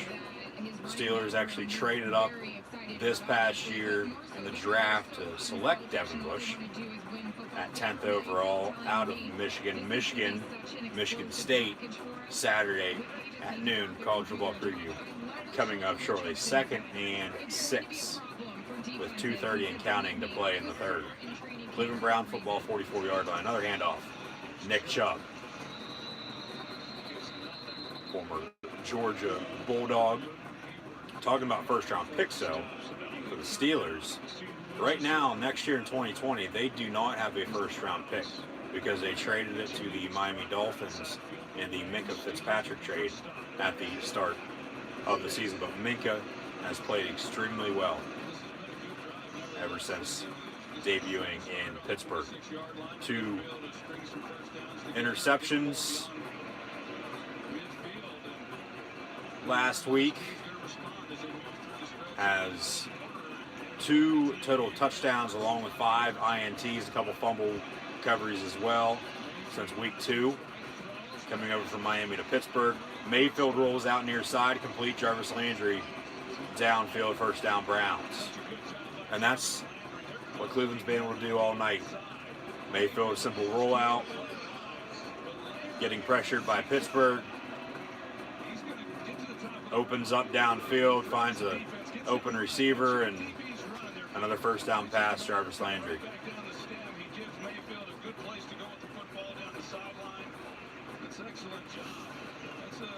Pittsburgh, the reason why they're losing, I've been saying it all night. They cannot run the football.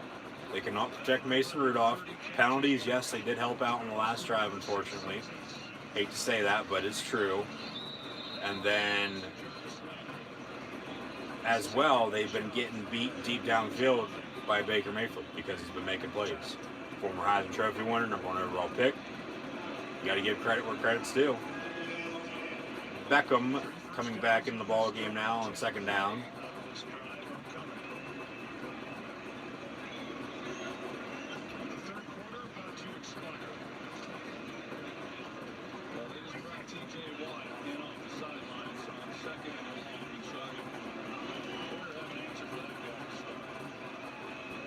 Mayfield in shotgun.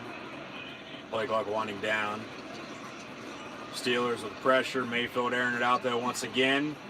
Flags come flying in. It's going to be a pass interference on Mike Hilton. Pass interference on the Steelers, it looks like. And it's actually offensive pass interference on the Browns as he held on to the defender trying to reach out and grab the football, and he almost came down with it. That's your call right there. A good still image pausing the replay. Fouls against both teams, so they're going to offset.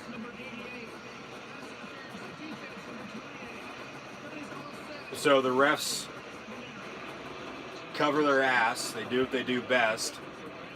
And they call pass interference on 88 of the Browns and 28 of the Steelers. Harris.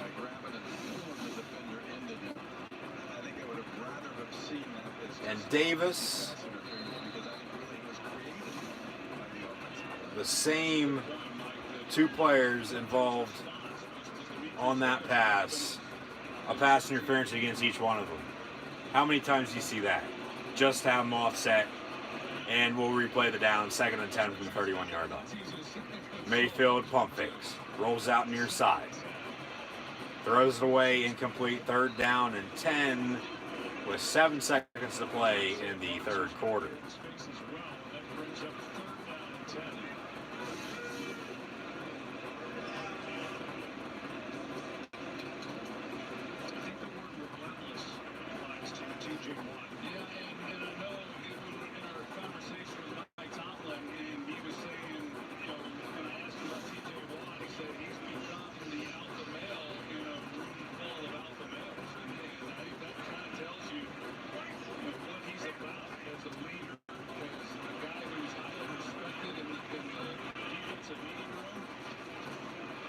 Mayfield airing it out deep down the far sideline in the end zone, and Beckham didn't know where the ball was. Ball falls incomplete.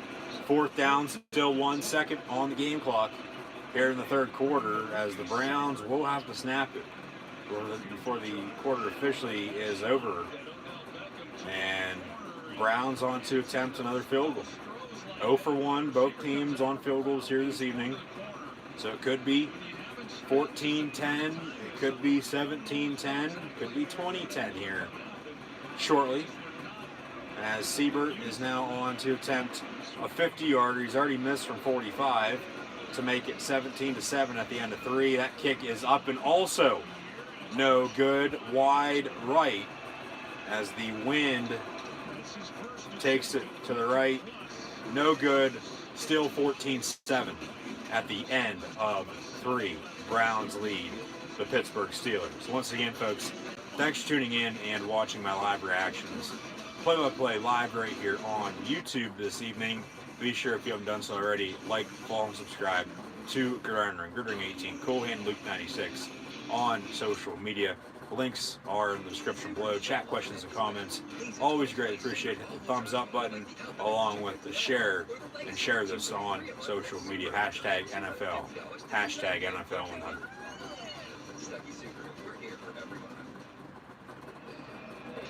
Seconds left. John Moore wins the inbound. Yo, you checked FanDuel lately?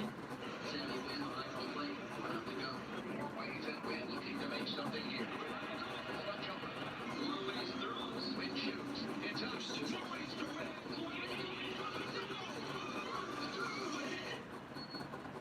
That's what I'm telling you. There are more ways to win with FanDuel.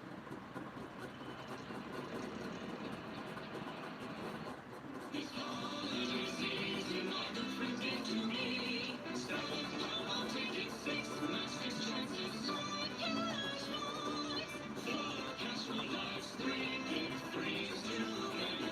holidays, Rita. Thanks, Joe. What a great gift. Pennsylvania lottery tickets make great gifts, like the new Secret Santa. Happy holidays. The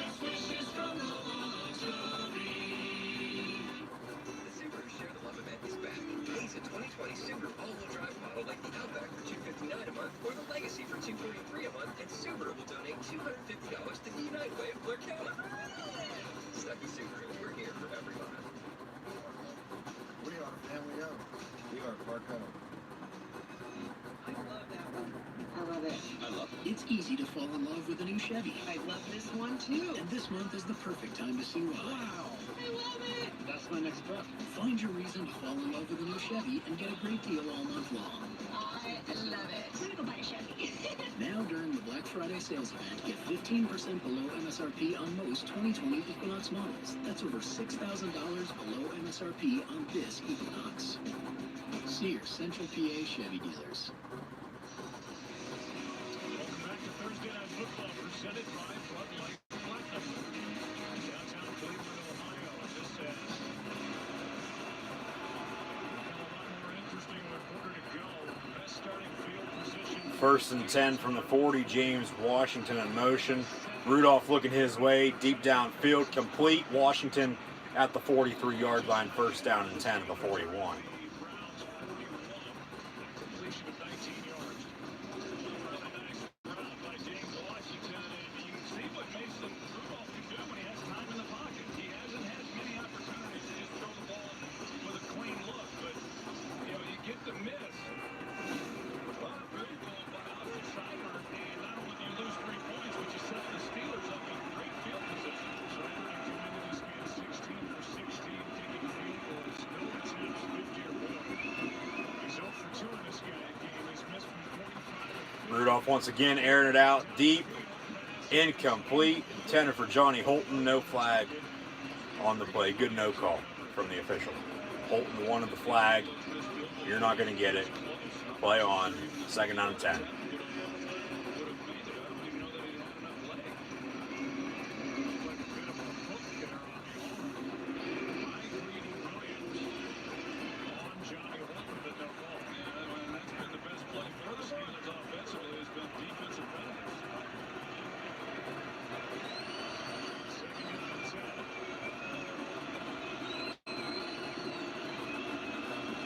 Play clock winding down. Rudolph going to hand off on 2nd and 10. Trey Edmonds. 9, 3rd and 1 on the way.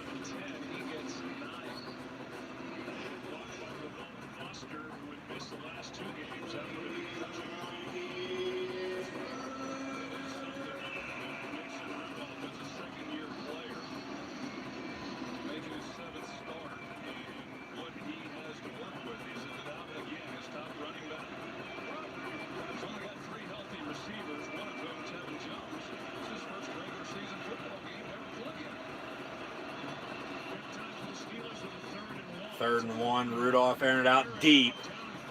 And in the end zone, almost caught by James Washington. Incomplete. However, why the hell are you throwing deep downfield on 3rd and 1? Run it up the gut. I don't care if they know if it's coming or not. Run it. A simple play action to your tight end maybe. Steelers now going to go for it on 4th and 1.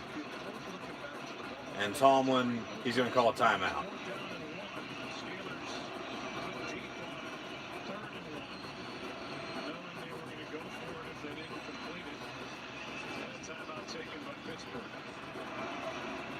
So now the Steelers call timeout. It'll be a waste of timeout if they send the punt unit on now. But it looks to be the Steelers will still go for it here after the timeout.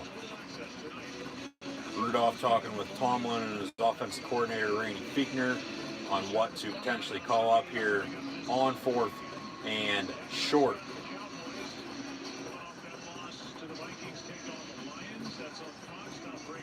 Could be the play of the ball game here. Because say Pittsburgh doesn't get it, Cleveland, turnover on downs, Browns drive, they score. I know they've missed 2 field goals already. That's 20-7. That's a 2-possession ball game once again at home, late in the 4th quarter. Browns still drive, score to go up 21-7. Ball game might be done and over with. Just think then +2, if they still have those 2 field goals, it'd be 27-7. Rudolph almost intercepted, incomplete, and turnover on downs regardless. And it starts at 3rd and 1. Why the fuck are you throwing deep on 3rd and 1 when, oh my God. I tell you what,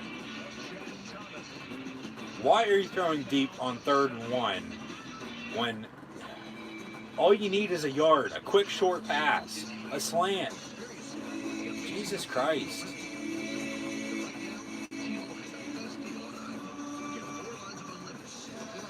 Like, it's play calling, it's protecting.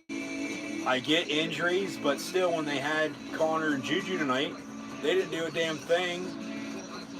Connor hasn't been able to run the ball damn season long.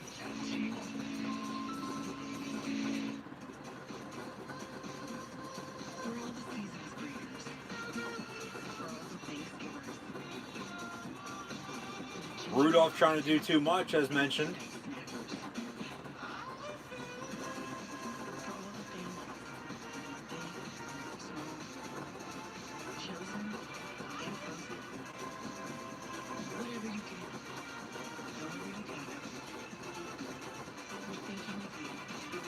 Steelers now on defense have to make a stop.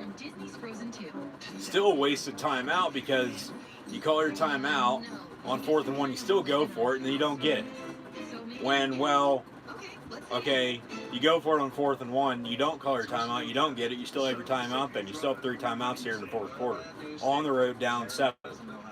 That's going to come back and bite them in the ass.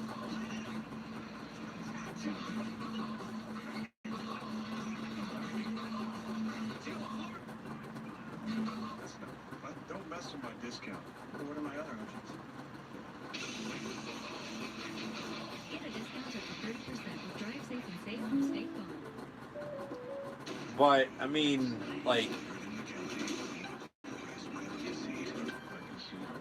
if they were able to run the football a little bit and be able to protect a little bit and not throw a deep pass down the far sideline on 3rd and 1. Also 2 interceptions, which didn't lead to anything. Browns never capitalized. Fiechner talking with his young quarterback and Mason Rudolph. Then they'd be in this ball game. I mean, they still are, and they're lucky to be in this position right now. It's only a 7-point ball game with 13:22 to play, but Nick Chubb's had a hell of a game running the ball. 5 yards here, 8 yards, 10 yards. He's broke off a couple as well, especially with Kareem Hunt out of the backfield in the screen game, getting a couple carries as well. Mayfield making plays downfield. The Steelers are lucky right now to be in the situation they are, so I probably shouldn't be bitching as much as I am, but still, it's like, come on, give me a break. 2nd and 3 from the 40. Mayfield under center, hands off. And no gain on the play. Vince Williams on the stop.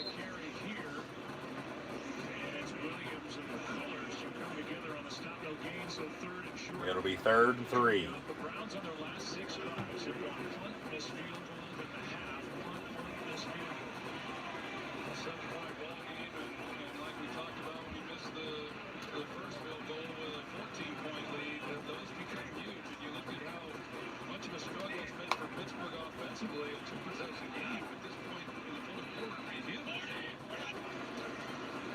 And Mayfield hands off once again. Bud Dupree with a big stop.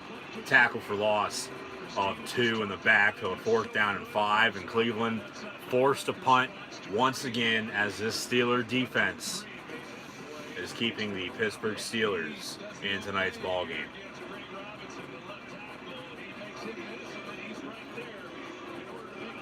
If the Steelers come back and do win, it's because of their defense.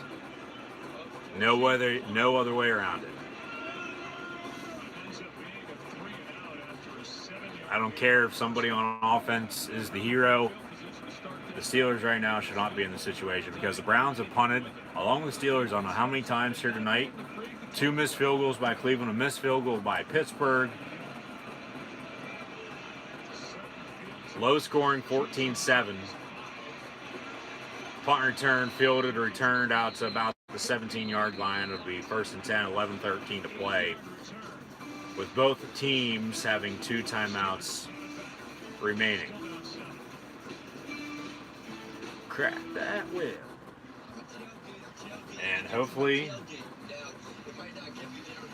this will get interesting here late with the Steelers trailing by 7 on the road against the Browns. Low scoring, as mentioned earlier. Both teams last week, 5-point victory for Pittsburgh, 3-point victory for the Browns.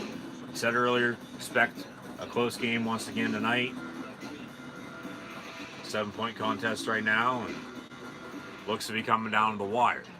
But however, this weekend also in college football, as I just previewed the NFL, we got some key matchups that should also come down to the wire. Right now, North Carolina and Pitt are in action in the ACC at Heinz Field. Tomorrow night in college football, the question of the day tomorrow on Gridiron Ring's Facebook and Twitter page. Hopefully there's no technical difficulties with Facebook posting a poll tomorrow, but we'll find out and see one way or another.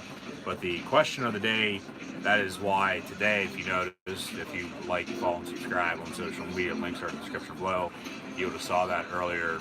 I had to share the tweet from Twitter to Facebook for the post of the question of the day on both Facebook and Twitter then, but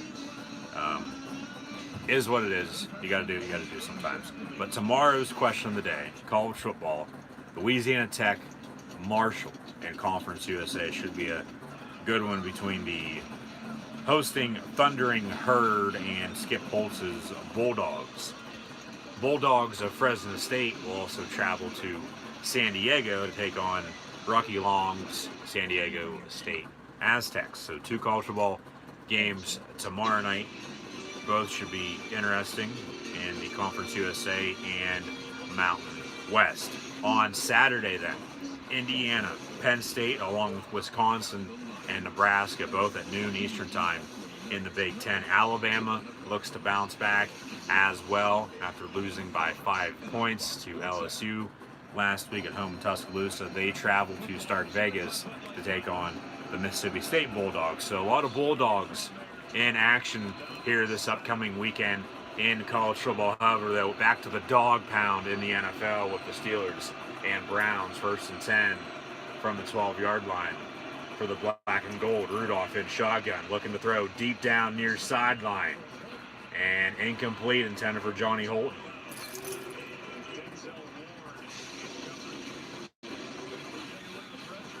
I get you're trying to have a big play, create momentum. Just do what you did on the one drive. You drove downfield and scored. I know a couple penalties on that drive as well against the Browns, which helped out, as mentioned, but some short, quick passes over the middle, some screens to your halfback and Jalen Samuels, maybe even Trey Edmonds. A post over the middle, hit your tight end, move the chains. Pass complete, 20-yard line. And Tevin Jones, 14 on the reception, as mentioned, just signed off the practice squad recently. It'll be 3rd and 2.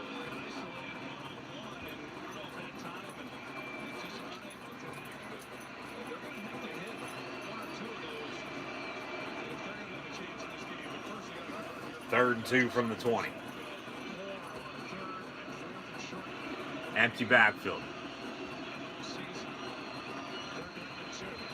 And ball batted down, incomplete, intended for Jalen Samuels near side. Incomplete, 4th down and 2. And now Pittsburgh will punt after not even having the ball for a minute And the Cleveland Browns would get the ball back, and if they were smart, hell, maybe Pittsburgh calls a fake punt. Haven't seen one of those in quite a while. Maybe spark some momentum. At that point that you don't get it, Browns great field position, kick a field goal, touchdown, they're up 10, 14 points to take the lead even more late into the fourth quarter. On the Browns, though, they've been able to run the ball effectively with Nick Chubb and Kareem Hunt all night long. More so Chubb. Run the ball. Steelers with 2 timeouts. Make them call those. And just run the clock out. You have a 7-point lead. 14-7 is good enough to win it. As long as you score more points than the other team, that's all that matters. 10-12 to play. Baker Mayfield and the Browns will get the ball back up 14-7 over the Pittsburgh Steelers. And everybody needs somebody. The Steelers need possibly anything and everything they could potentially get right now here late in the ball game. Down 7 on the road against the Browns. But we'll find out and see one or another. But as mentioned, if I'm the Browns, I'm running the football the rest of this ball game. Making the Steelers call their 2 timeouts, run this clock out, and run away with the win at home in the AFC North over your rival about 2.5 hours away in the Pittsburgh Steelers. So we'll find out and see one way or another here shortly. But yeah, as mentioned, with college football this weekend, a lot of Bulldogs in action. Back to the dog pound there a short time ago. We'll get back here shortly once again, but Florida and Missouri will battle out Columbia in the SEC East. Michigan State, Michigan from Ann Arbor in the Big House. TCU, Texas, along with Tulane Temple. Navy travels to South Bend to take on Notre Dame. Wake Forest, Clemson, 3:30 on ABC in the ACC. Also 3:30 on Saturday afternoon on CBS in the SEC, Georgia, Auburn. My games I'm going to be watching this weekend, this Saturday. I'll watch both games tomorrow night. I'll watch Penn State, Indiana, of course, obviously, on Saturday at noon. Live reactions for the play, live right here on YouTube. Be sure to tune in. We'll see what other game is on. Probably have Michigan State, Michigan on at the same time as well, along with potentially having Navy, Notre Dame on late. 3:30, I'll watch Wake Forest, Clemson, along with Georgia and Auburn. And then late Saturday night, Oklahoma, Baylor, UCLA, Utah. Oklahoma, Baylor is the big one at 7:30 on ABC. College Game Day going to be in Waco Saturday morning. Also in the Big 12, we have West Virginia and Kansas State, Texas, Iowa State, along with Minnesota, as mentioned, traveling to Iowa City to take on the Hawkeyes.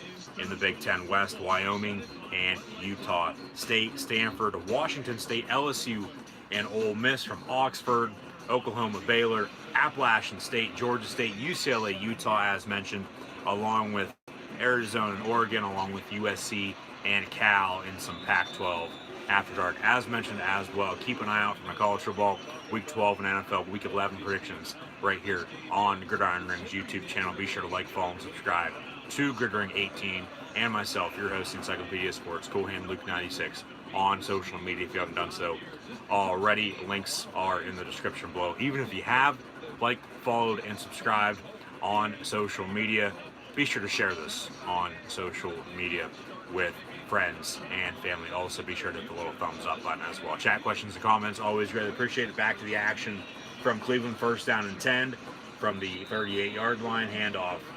Nick Chubb gaining 2 to the 40, 2nd down and 8 under 10 to play, with the Browns having a 7-point lead over the Pittsburgh Steelers.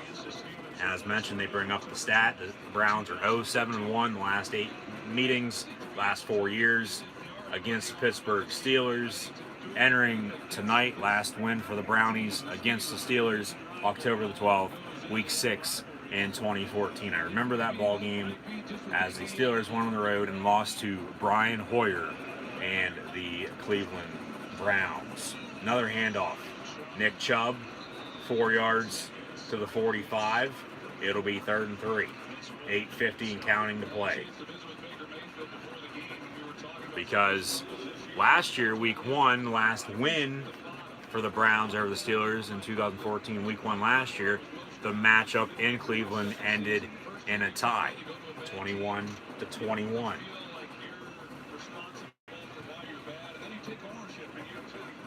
Third and 3, 45.5-yard line, 8:24 and counting. Mayfield handoff Kareem Hunt on the reverse, sort of. Shout out to the 814 once again as well, the 8:14 and counting to play. And a little misdirection, a great play call by Freddie Kitchens, the head coach of the Cleveland Browns. First down, Brownies, 8 minutes and counting now to play, 7-point lead. As mentioned, if I'm the Browns, I'm running the football the rest of this ball game, winding the clock, run this clock out, make the Steelers call their 2 timeouts, and that's exactly what they've done the whole drive so far. They have not thrown the ball. They don't even attempted to throw the ball on this drive here late in the fourth quarter. A couple runs to kick off this drive. Ball now, 1st and 10, 47-yard line. Mayfield under center. Now they're going to throw. Mayfield, just run it. Actually, he's going to throw it out of bounds, incomplete, intended for Odell Beckham Jr., Joe Hayden, former Brown, on the coverage.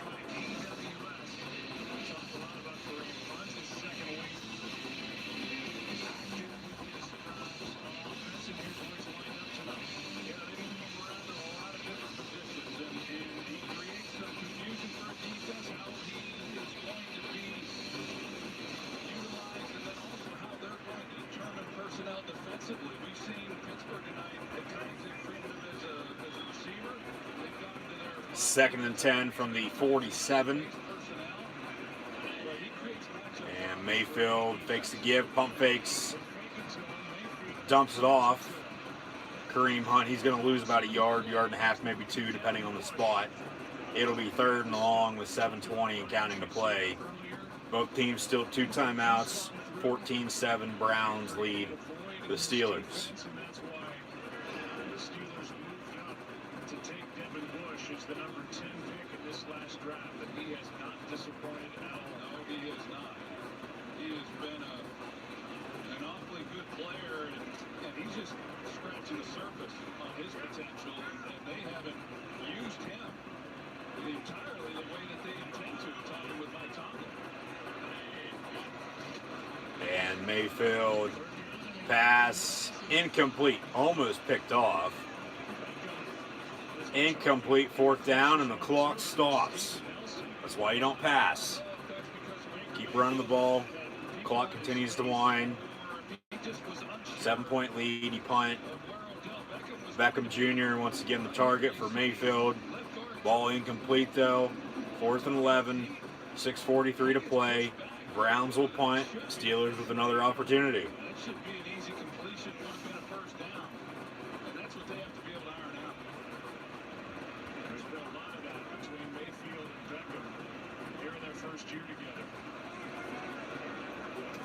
And another punt by the Cleveland Browns. Ball bounces the 10-yard line, going to be down at the 8. It'll be 1st down and 10 from there for the Steelers.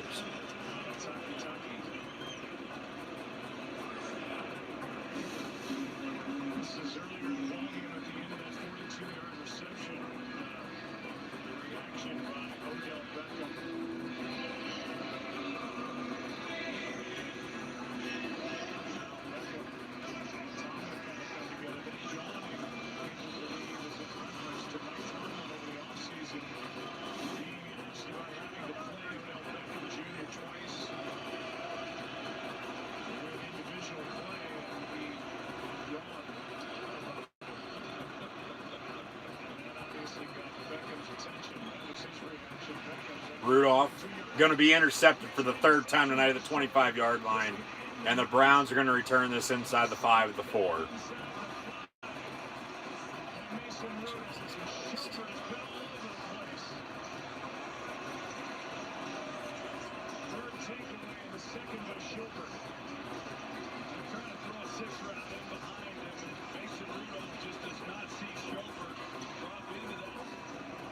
For the 2nd consecutive week now on Thursday Night Football, the visiting quarterback, Philip Rivers, Mason Rudolph, now with 3 interceptions and why the hell did you throw that? He was standing right there in front of James Washington, your favorite target, because you've known him for how long.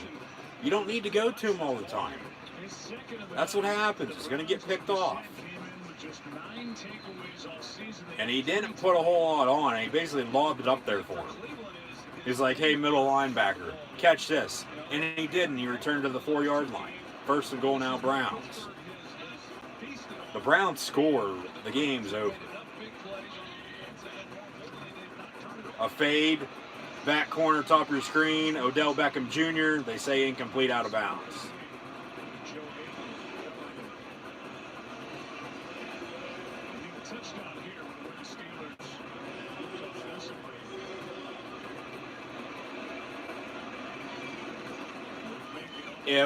I'll say this now. If Big Ben Roethlisberger retires, if he gets hurt again, yes, Mason Rudolph has gone 4-2.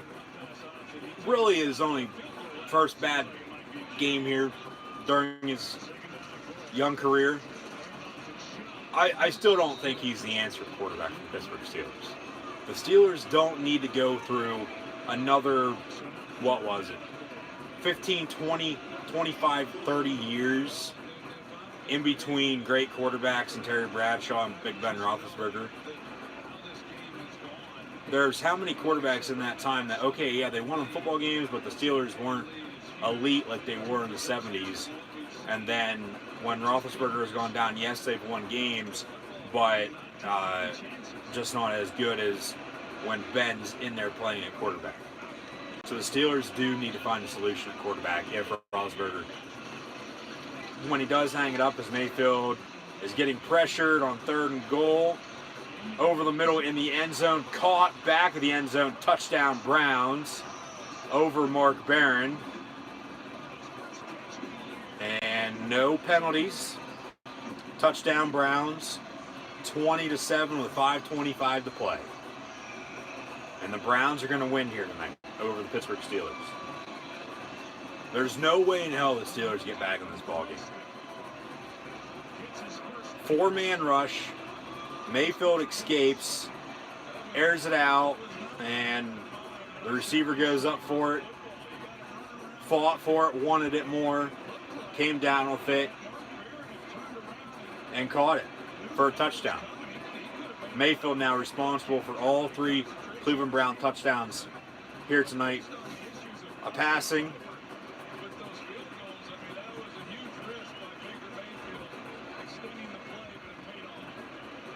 Here late in the 4th.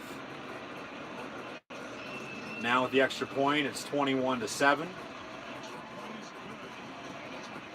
Even if Cleveland made the other 2 field goals that they missed, 27-7. The Steelers make theirs that they missed, 27-10. You're still down, 2.5 scores. You're down worse than you are right now. Mayfield also had a rushing touchdown earlier on. And as mentioned, Carlson wanted it more on that play. The Browns here tonight wanted the win more than the Pittsburgh Steelers. Rudolph, 3 costly mistakes, 3 interceptions. Last one leads to points as the Browns capitalize. And the Browns are going to win here tonight. There's 5:25 to play. Both teams still have 2 timeouts. It's 21-7, but there's no way in hell the Pittsburgh Steelers get back in this contest. They have not been able to run the ball. Rudolph has not been protected well. Mayfield's beaten them. Just an absolute pathetic football game here tonight for the Pittsburgh Steelers start to finish. But thank you folks for tuning in and watching my live reactions live right here on Periscope as they show the AFC playoff picture, Patriots, Ravens, Texans, Chiefs, as mentioned earlier, along with the Bills and Steelers in the wild card picture, and then in the hunt, the Raiders, the Colts, the Titans, and the Jaguars, as the AFC South has not gone down just yet. Unfortunately, though, due to copyright, I cannot show tonight's game. 1st and 10 from the 25-yard line. pass near side on the screen, complete. Jalen Samuels. And a gain of about 6, maybe 7. As mentioned earlier too, even when Connor was in the ball game, he couldn't run. Even when Juju was in the ball game, they didn't get it to him. They weren't factors whatsoever before going down. So you basically played without him the whole game. Rudolph going to step up, run for it, get a first down, slide to the 45-yard line, first down and 10 with 4:50 and counting to play. 2 timeouts, down 14 for the Steelers. On a short week, they'll use that as a reason why they weren't prepared for tonight. But at the same time, the Browns also had a short week. So that just contradicts that. It cancels it out because the Browns also played Sunday afternoon and defeated the Bills by 3, 19-16. Steelers with a 17-12 win over the Rams, both on a short week. The Browns just wanted it more tonight here, folks. Plain and simple. Mistakes, yeah, turnovers. Pittsburgh Steelers have not been able to run the football, though, all game long. They can't protect Mason Rudolph. Baker Mayfield's beating them deep, making plays downfield. Just, it's been an ugly game. Just a game where whether you win or lose, more so if you lose for the Steelers here, you just absolutely forget about this. But you have to be able to bounce back. You have to know what you did wrong so you don't do it later on in the season, because these two teams will meet in 2.5 weeks on December 1st in Pittsburgh. The Steelers next week, they'll play the Bengals. That should be an easy win. They're winless. But, however, Monday Night Football in Pittsburgh, end of September, when the Steelers were 0-3 before they sparked momentum, pick up their first win, they had some trouble with the winless Bengals at that point as well. So the Steelers, they'll head back to Pittsburgh, but then go back to the state of Ohio. And Rudolph almost intercepted once again. Denzel Ward, the former Buckeye from Columbus, Ohio State, Rutgers on Saturday. Ohio State hosts Penn State next Saturday on the 23rd. The Steelers on the 24th go to Cincinnati, also in the state of Ohio, John Moxley's hometown, to face off against the Cincinnati Bengals. And then on the 1st, the Browns come to Pittsburgh, before the Steelers head out to Arizona. And then also the Buffalo Bills come to Pittsburgh, New York Jets, and then the Baltimore Ravens to close out 2019. Delay game, 5 yards, still 3rd down, and it starts right there. You got to know when to snap the ball. A young quarterback, yes, I get it, but, and now they show the Steelers schedule. Yet, I just said all that because I've known it. No, I'm not looking at anything. They go to Cincinnati, then they get Cleveland. They go to Arizona, they get Buffalo. They go to the Jets, then they also go to Baltimore to close out 2019. And with the loss tonight, the Steelers will go to 5-5. Pass complete on 3rd and 15. First down complete. I believe that is Johnny Holton on the reception. Gain of about 18 yards, first down and 10. But you absolutely just forget about this. You move on, but you learn from your mistakes. Meantime, for the Browns at 3-6, some people were saying before the game they're awful. No, they're just 3-6, below expectations. It's not decided on paper, it's decided on the field. Rudolph over the middle, intercepted once again at the 21-yard line for the 4th time here this evening. Returned out to midfield, and the Browns, as you can see, Rudolph's pissed off, but it starts with you. You want to just leave it out there, overthrow your intended target, Vance McDonald, you wouldn't have been intercepted for the 4th time tonight. It's going to be 1st down and 10 for the Browns, up 14 once again, 21-7 with 3:50 to play here tonight, November 14th, 2019, as ball game is basically done and over with. Still just have 3:50 on the clock to play. So Browns once again just run the football. Take as much time as you can off the clock. Make Pittsburgh use their 2 timeouts and pick up the AFC North win at home. Now, if Pittsburgh would have scored, onside kick, 2 timeouts, down 7, 2 minutes to play, might be a little bit of a different story. You know, drive downfield again, score, tied up, force overtime, whole different ballgame. Pittsburgh with a lot of momentum. But Cleveland with a win, they'll go to 4-6. This time last year, that's when they started to get hot after they named Freddie Kitchens the interim, promoted him to full-time head coach at the season's end last year. They started out slow, below expectations as mentioned. 3-6 with the win, they'll go to 4-6. Back in the playoff hunt by a little bit because the Titans and Jaguars are also there with the same record. And Indy's lost 2 in a row. The Raiders are right there, though. 2 big win last Thursday night. They play on Sunday. I just don't know who they play. So if you know, let me know in the comment section below. I'll have to check on that a little bit later on. The best thing about today, I guess, since the Steelers are going to lose now, at least all the Black Friday ads are out for 2 weeks away now from Thanksgiving and Black Friday 2019 before the Christmas holiday. Hopefully everybody, if you don't hear from myself, you don't tune back in before Thanksgiving or Christmas, hopefully you have a happy Thanksgiving, Merry Christmas, and a Happy New Year. But the Browns use this win as lighter fluid, as fuel to move forward in the season, to potentially spark something and maybe contend for an AFC wildcard spot, because the Ravens are going to win the AFC North.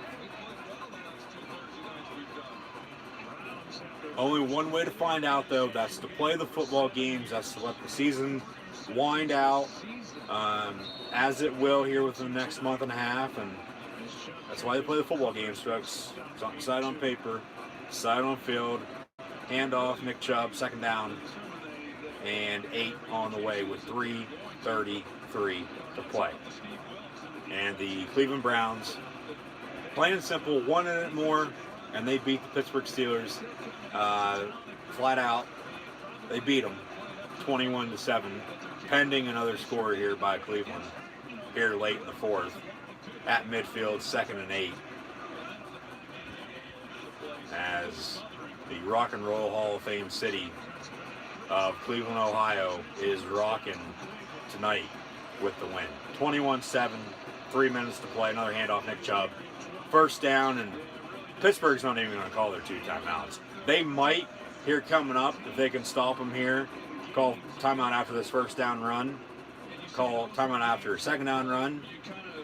You have the timeout at the 2-minute warning as well in your favor, as Nick Chubb just went over the century mark, 1,000 yards now rushing on the season for him. Congrats to the former Georgia Bulldog, Nick Chubb, in his 2nd year at running back. The Cleveland Browns in the eye once again, Baker Mayfield. Another handoff, Nick Chubb, and he's going to be brought down. Gain of about 6. Vince Williams on the stop. We'll see if Pittsburgh calls a timeout. They do. Stops the clock. You have the 2-minute warning as another timeout, and then you have your 3rd and final timeout you can call just inside the 2-minute warning now as time's going on. Browns with a 1,000-yard. Let me read that again.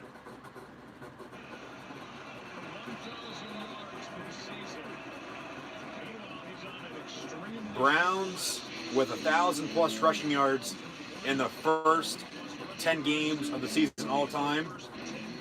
Jim Brown did it 7 times, the last coming in 1965.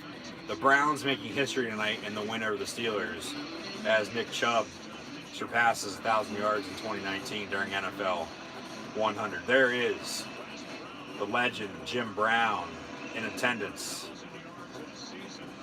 here this evening. 2-minute warning now.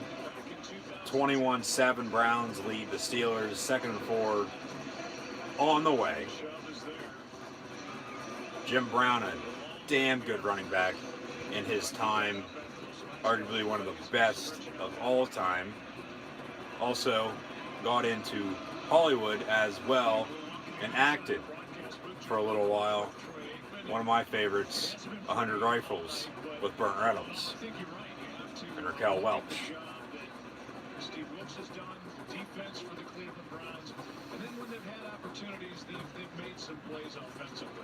Yeah, they've made enough plays, and it's really been more by the defense. But you know, the thing that has been really good is they've just not made the big critical mistake that gets you beat, and so that's been positive. And then I think when you talk about Nick Chubb, 2nd and 4 from the 31. And Mayfield's going to hand off. Stuffed. Loss of a yard. We'll get back to live time. Because I had to rewind there for a second. Check out that Jim Brown stat that I missed. Not quick enough. Got to get better at that for sure. But now fast forward to a minute 52 to play. 3rd and 5. Steelers do call a timeout. They have 1 remaining. The Browns get a first down here. Ball game is over. They don't. Steelers call another timeout. They'll get the ball back. And another run. Another couple yard loss. The Pittsburgh Steelers call their 3rd and final timeout now. 1:47 to play. However, the Browns right there on the outside of field goal range at the 35-yard line. 0 for 2 here tonight for Cleveland. For Austin Seibert, missed from 45 and 50 respectively from the 35 and be about a 52, 53-yarder. We saw Stephen Hauschka miss from 53 at the end of the ball game this past Sunday in Cleveland for the Bills to potentially tie it up and force overtime. 4th and 7. Freddie Kitchens talking with Baker Mayfield as it looks like the Browns are going to go for it on 4th down, 1:47 to play. They're up 2, 14 points. 2 possessions, 14 points. Let me say that correctly. 21-7 over the Steelers. Try to draw Pittsburgh off sides. Just run it. Take some time off the clock. Maybe a pooch punt. And then Pittsburgh's going to have to drive. No timeouts. They're down 2 touchdowns. There's no way in hell they get back in this. And that's what Mayfield's trying to do, is draw them off sides. They have 2 timeouts. Play clock winding down. And the play clock's going to expire, delay a game. They'll back up 5 yards and give their punter a few more yards to punt one away to pin Pittsburgh deep, as Mayfield could not get the Steelers to jump off sides. And it's going to be 4th down, Cleveland. They'll be on the punt once again. Pittsburgh will, in fact, get the ball back, but I hope to God Mason Rudolph does not throw for 5 interceptions here tonight. He shouldn't even thrown for 4, let alone 3. 2 of them, yeah, in the first half, yes, but Mike Vick on Lamar Jackson, he's a spitting image, as there's been a lot of comparisons, Lamar Jackson, Michael Vick, recently. Vick, he's a spitting image of me. His acceleration is the best in the NFL, and he's probably right. And that's coming from Mike Vick, of all people. Lamar Jackson and Russell Wilson, the co-favorites right now for the NFL MVP. The Browns on to punt. There's been a shit ton of those here this evening. Fair catch at the 10-yard line and bobbled on the fair catch. But first down and 10 from the 10 for the Steelers with 1:40 to play. Down 14 to the Browns, 21-7.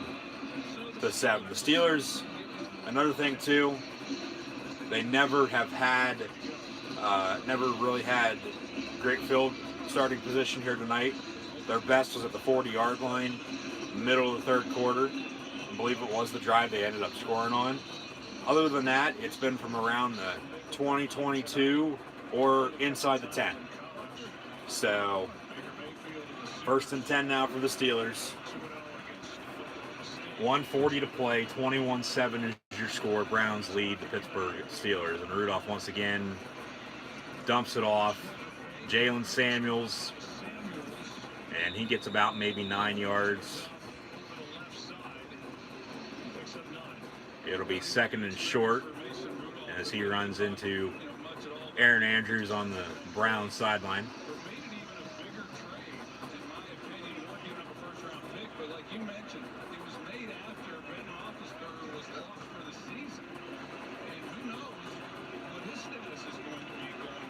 The Steelers might need a first-round pick to draft a quarterback next year, yes. Pass near side, Jalen Samuels once again on the screen, complete.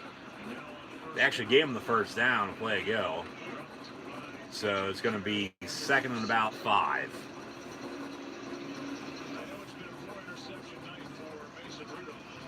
But Rudolph hasn't been able to throw. He has not had good protection whatsoever. But at the same time, as he goes over 200 yards on the night with 1 touchdown and 4 picks, short, simple screen passes, short slants over the middle as he rolls out near side, complete. Trey Edmonds, first down, gain of 10 on 2nd and 4. Why the hell couldn't you have done this all ball game? Why is there now this late surge to drive downfield and try to score? I get the Browns aren't playing that great on defense now, but at the same time, you need to give it your all on every play all game long. Clock stops, 21-7, 1:16 to play as he got out of bounds. 1st and 10 from 36. Rudolph once again getting pressured, and he goes down on the sack at the 25-yard line.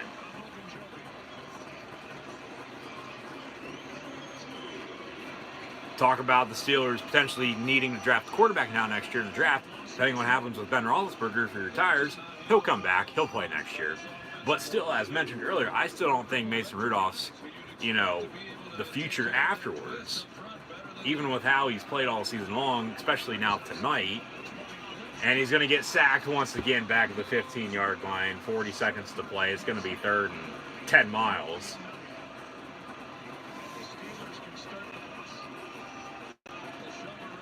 Call up Jerome Bettis if you're going to do that. Joe Buck, as he just stated, the Steelers can now start the bus. Hell, they could have started the bus 15 minutes ago.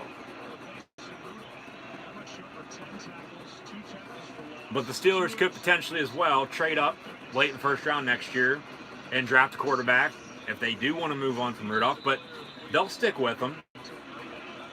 Roethlisberger will come back. There's no need to worry. A fight's breaking out now. Oh my God. What the hell? Punches being thrown. Kicks. Marcus Pouncey. This is a UFC fight now. Holy hell. The Browns took off Mason Rudolph's helmet. The Browns player hit Rudolph with his helmet right in the head.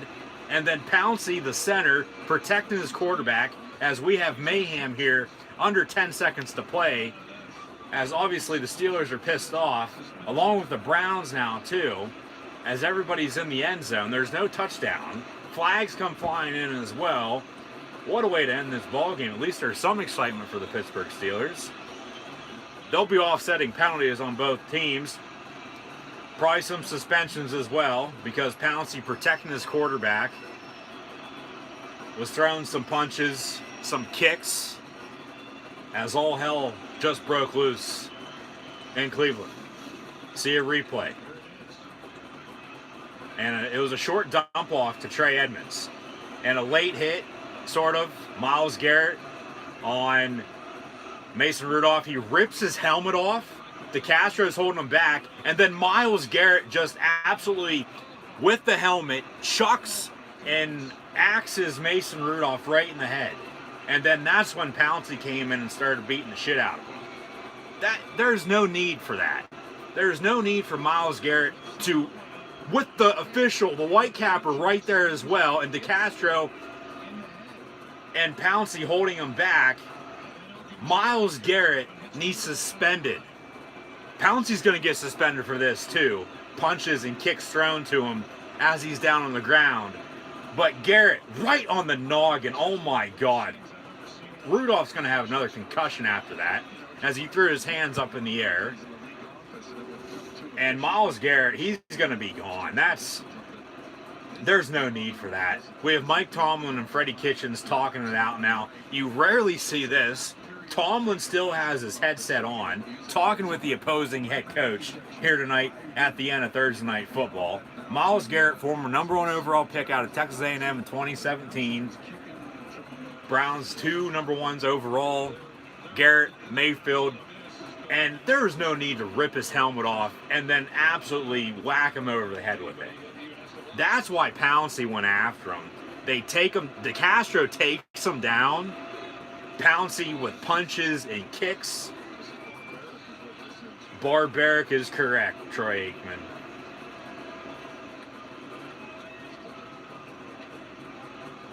And now, as both teams have been separated here tonight, at the end of the night, Thursday night ball game with the Steelers and Browns, obviously frustration.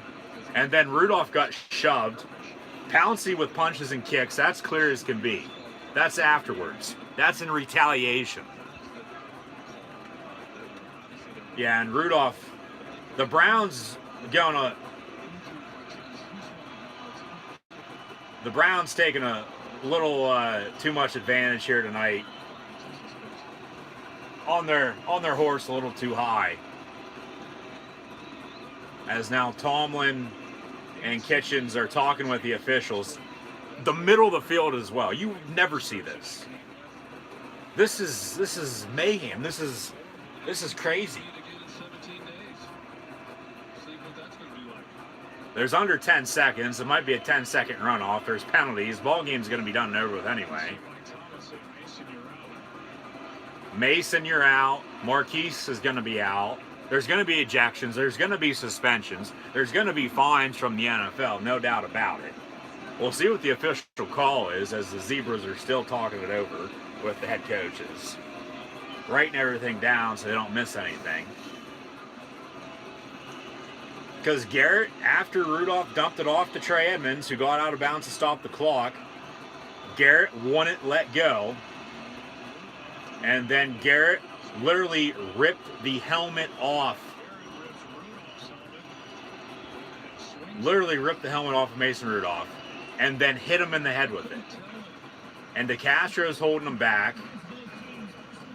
Personal foul on both teams. On Marquise Pouncey. Personal foul on 65. All three are disqualified. We'll have 4th down Pittsburgh, as the official actually had to look at his card in which he wrote down everything that just happened to make sure he got everything right. And now we'll probably have either a short and quick handshake with Tomlin and Kitchens at the end of the ball game, or maybe hug it out. Again, these two teams will meet in 2.5 weeks in Pittsburgh. Pittsburgh will more so beat Cincinnati next week. A week and a half from now. And then also use this as momentum for that Brown game in Pittsburgh at Heinz Field on December the 1st. And on Pittsburgh, another short screen pass, a handoff. Freddie Kitchens cannot be happy by any means towards Myles Garrett. That was unnecessary. You do not need to rip the helmet off of opposing player and beat him over the head with it. That's a full suspension for a year, and the Steelers are just going to take a knee. They hand off and take a knee. And the ball game's over. The Browns win 21-7. As the Steelers did get beat. It was 4th down, so the Steelers took a knee. Ball game's done and over with. And the Browns now will get the ball back.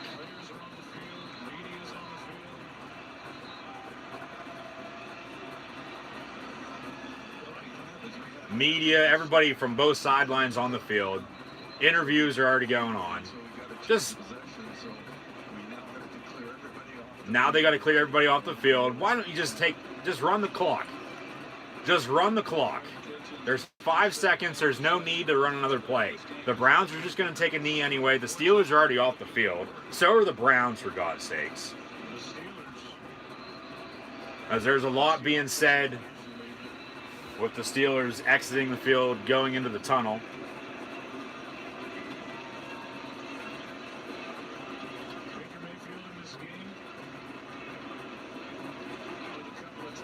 And we'll see if we run another play, but there's no need to, even though they have to technically have another play to end the game. But plain and simple, the Steelers did get beat tonight, 21-7, but the talking point heading into tomorrow now, week 11 in the NFL, is what happened under 10 seconds left with the brawl with the Steelers and Browns.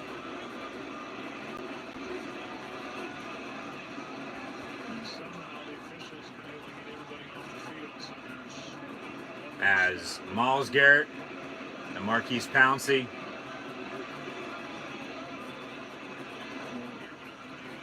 along with Mason Rudolph, helmet being taken off, hit Rudolph over the head, Pouncey with punches and kicks, excuse me.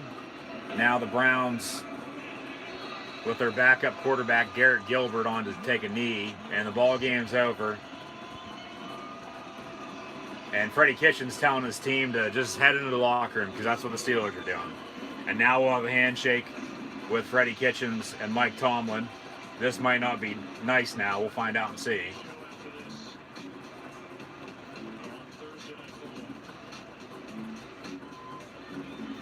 And they hug it out and talk a little bit. They'll meet in 2 weeks. The Browns beat the Steelers though here tonight, 21-7. But after a brawl, basically an MMA fight just broke out in the end zone during an NFL football game on Thursday night, November the 14th, 2019. Ridiculous. Unnecessary. Does not need to happen. But as mentioned with Pittsburgh losing, you move on. Totally forget about the game. Learn from your mistakes, though. Pittsburgh, they'll play at Cincinnati next week before the Browns come to town. Cleveland, use this as momentum now moving forward. Myles Garrett, I would assume he's going to be suspended for the rest of the year and potentially even longer. There is no need whatsoever for that. No need at all. Absolutely ridiculous. Rudolph was down on the ground. Whistles blown. The play's dead because Trey Edmonds ran out of bounds. Yet they're still going at it. Garrett rips his helmet off and beats him over the head with it. And then that's when Maurkice Pouncey came in, started punching and kicking. Garrett, as DeCastro, took him down to the ground. So Pittsburgh, shout out to the offensive line for protecting Mason Rudolph here this evening. That goes for any team. Standing up, protecting your quarterback. At least Pittsburgh protected them in this situation. Hell, they couldn't protect them all game long. Could have had a different result, a different outcome here tonight. But either way, the Browns defeat the Steelers 21-7 here on NFL Thursday night football. We'll see what Troy Aikman along with Joe Buck have to say. Erin Andrews, if she even has a post-game interview on the field with somebody, I would assume it's going to be Baker Mayfield. Christina Pink also there as well. We'll see if she has an on-field interview. But both teams in the locker rooms now, as they're both told by their head coaches just to leave after the game's not over with. And we'll see what the official outcome of this is. I would assume, as they got ejected, they got kicked out, I would assume fines and suspensions, especially for Myles Garrett and Maurkice Pouncey. Because you don't need to hit your opponent over the head with his own helmet, for God's sakes. Along with, you don't need to be punching and kicking another player, even though it is in retaliation. Unnecessary. Does not need to happen in the game of football. Myles Garrett, you want to be the next Greg Hardy? Be my guest. So, tonight, from Cleveland. From the Dog Pound, the Browns with a 21-7 win over the Pittsburgh Steelers. Steelers now 5-5. Cleveland goes to 4-6. Both are now still 2-3, respectively, in the AFC North. Aerial shot of Cleveland. First Energy Stadium, right next to Lake Erie. And 11 weeks in now. Week 11 has started in the NFL. Yes, no one's going to remember anything about what just happened in the fall game tonight. Everybody's going to be talking about the fight that just happened. Now Aaron Andrews on the field with Baker Mayfield. Let's see what he has to say. As you were watching it unfold. I didn't see why it started, but it's inexcusable. Inexcusable. He even says that for his own teammate, for God's sake. We can't do that. That's kind of the history of what's been going on here lately, hurting yourself, and that's just endangering the other team. It's inexcusable. He knows that. I hope he does now. It's tough. He knows that. I hope he does now. Yeah, there's no need for that whatsoever. Garrett, a teammate of yours, what were you saying to your teammates over there to kind of calm everybody down? I don't think there's anything in that moment that I can really say to calm him down. You know what? The reality is he's going to get suspended. We don't know. The reality is he's going to get suspended. The Browns know that. I think everybody knows that. It's inexcusable. Inexcusable, yes. You do get the win tonight. I mean, Browns get the win. First win for the Brownies over the Steelers since Week 6 in 2014, also in Cleveland. What you were able to do offensively. We still didn't play good enough at all. You know, it came out, had a great first drive. A lot of punts by both teams. And Mayfield still says they didn't play good enough to win, yet they won because the Steelers didn't play good enough. We got to get better from that offensively. It's still A win's a win, yes, but Thank you so much. both teams got to learn from the night. Especially Myles Garrett. There is no need for that. No need whatsoever.